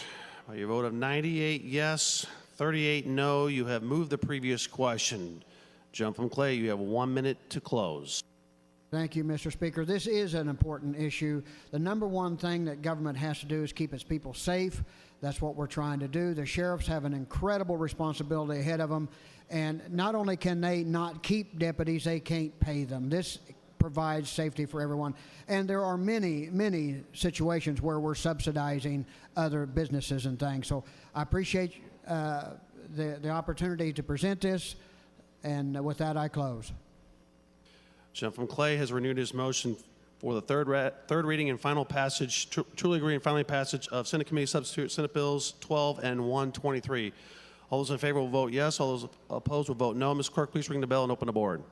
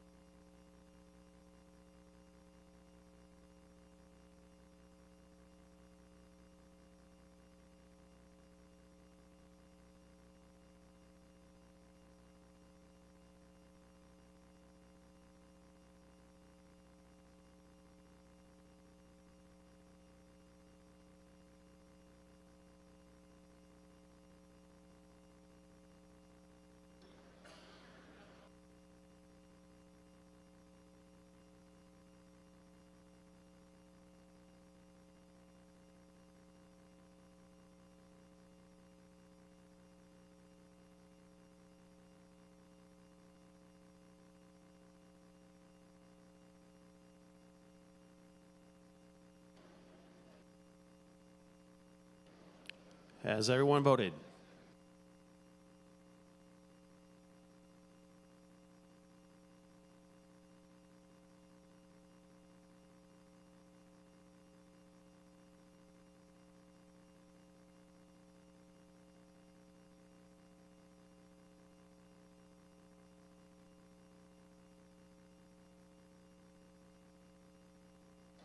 Has everyone voted? Mr. Clerk, please close the board and tally the vote. By your vote of 89 yes, 51 no, and 3 present, you have truly agreed and finally passed Senate Committee Substitute Senate Bills 12 and 123. Gentleman from DeKalb. Thank you, Mr. Speaker. Remaining on that calendar, I ask you to recognize the gentleman from Pulaski for a motion on Senate Committee Substitute Senate Bill 180. Gentleman from Pulaski, for what purpose do you rise? Thank you, Mr. Speaker. I move that Senate Committee Substitute for Senate Bill 180 be third read and passed. The gentleman from Pulaski has moved that Senate Committee Substitute Senate Bill 180 be third read and passed. Gentleman from Pulaski. Thank you, Mr. Speaker. I move that the title of Senate Committee Substitute for Senate Bill 180 be agreed to. The gentleman from Pulaski has moved that the title of Senate Committee Substitute for Senate Bill 180 be agreed to. Any discussion? Seeing none, all those in favor, please say aye. Opposed, no. And the ayes have it. You have agreed to the title. Gentleman from Pulaski. Thank you, Mr. Speaker. This Senate bill is exactly like my House Bill 346 that passed this body 142-8. Nothing is added to it. Nothing is taken away. This is a bill that simply adds the Department of Defense, one of the largest employers in the state, to the list of employers that could possibly take advantage of the Missouri Works program. It does not raise the cap. It would have to be a qualified military project to create new jobs, have Department of Economic Development approval, just like the other employers, have a net positive fiscal impact, and there be enough funds left under the cap to accomplishment. It just puts an important tool in the toolbox to make us more competitive with other states when it comes to attracting more new jobs, particularly to our military bases. If there are no questions, I renew my motion. Further discussion. Gentleman from Pettis, what purpose do you rise? Speak on the bill. Proceed. Thank you, Mr. Speaker. This is a good bill. We've been working on this for several years. We've had a lot of bipartisan support for these types of things. This is just another tool in the toolbox to help us improve our military facilities and to keep jobs in Missouri that are associated with the Department of Defense. So I would ask for everybody's support. Thank you very much.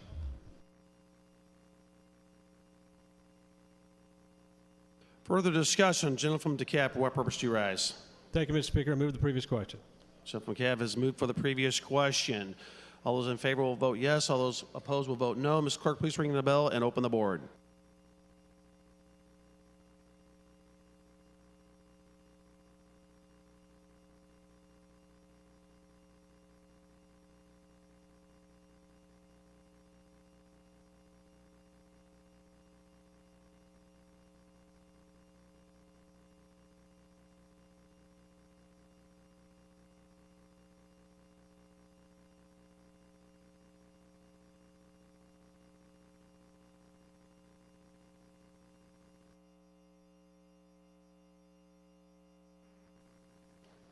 Has everyone voted?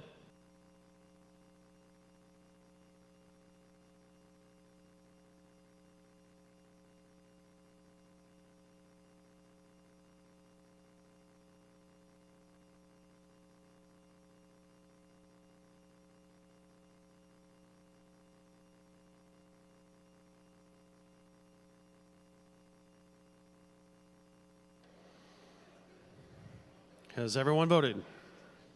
Ms. Clerk, please close the board and tally the vote.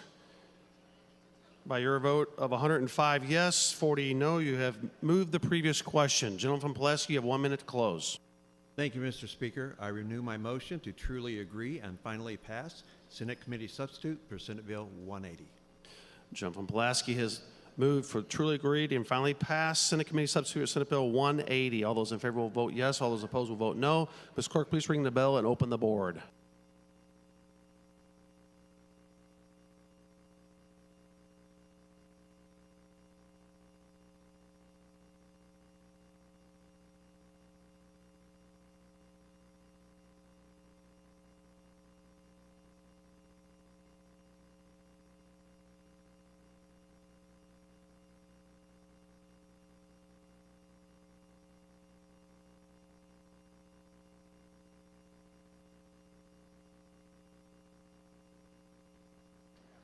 Has everyone voted?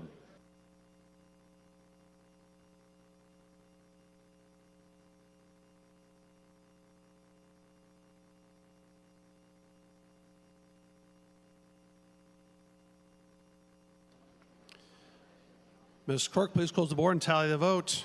By your vote of 140 yes, 7 no, you have truly agreed and finally passed Senate Committee Substitute for Senate Bill 180. Gentleman from DeKalb. Thank you, Mr. Speaker. I move the House stand in recess until 1:30 p.m. this day. The gentleman from Jefferson has moved that the House stand in recess until 1:30 p.m.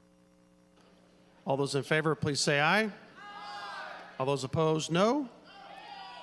And the ayes have it. We'll stand in recess until 1:30 p.m.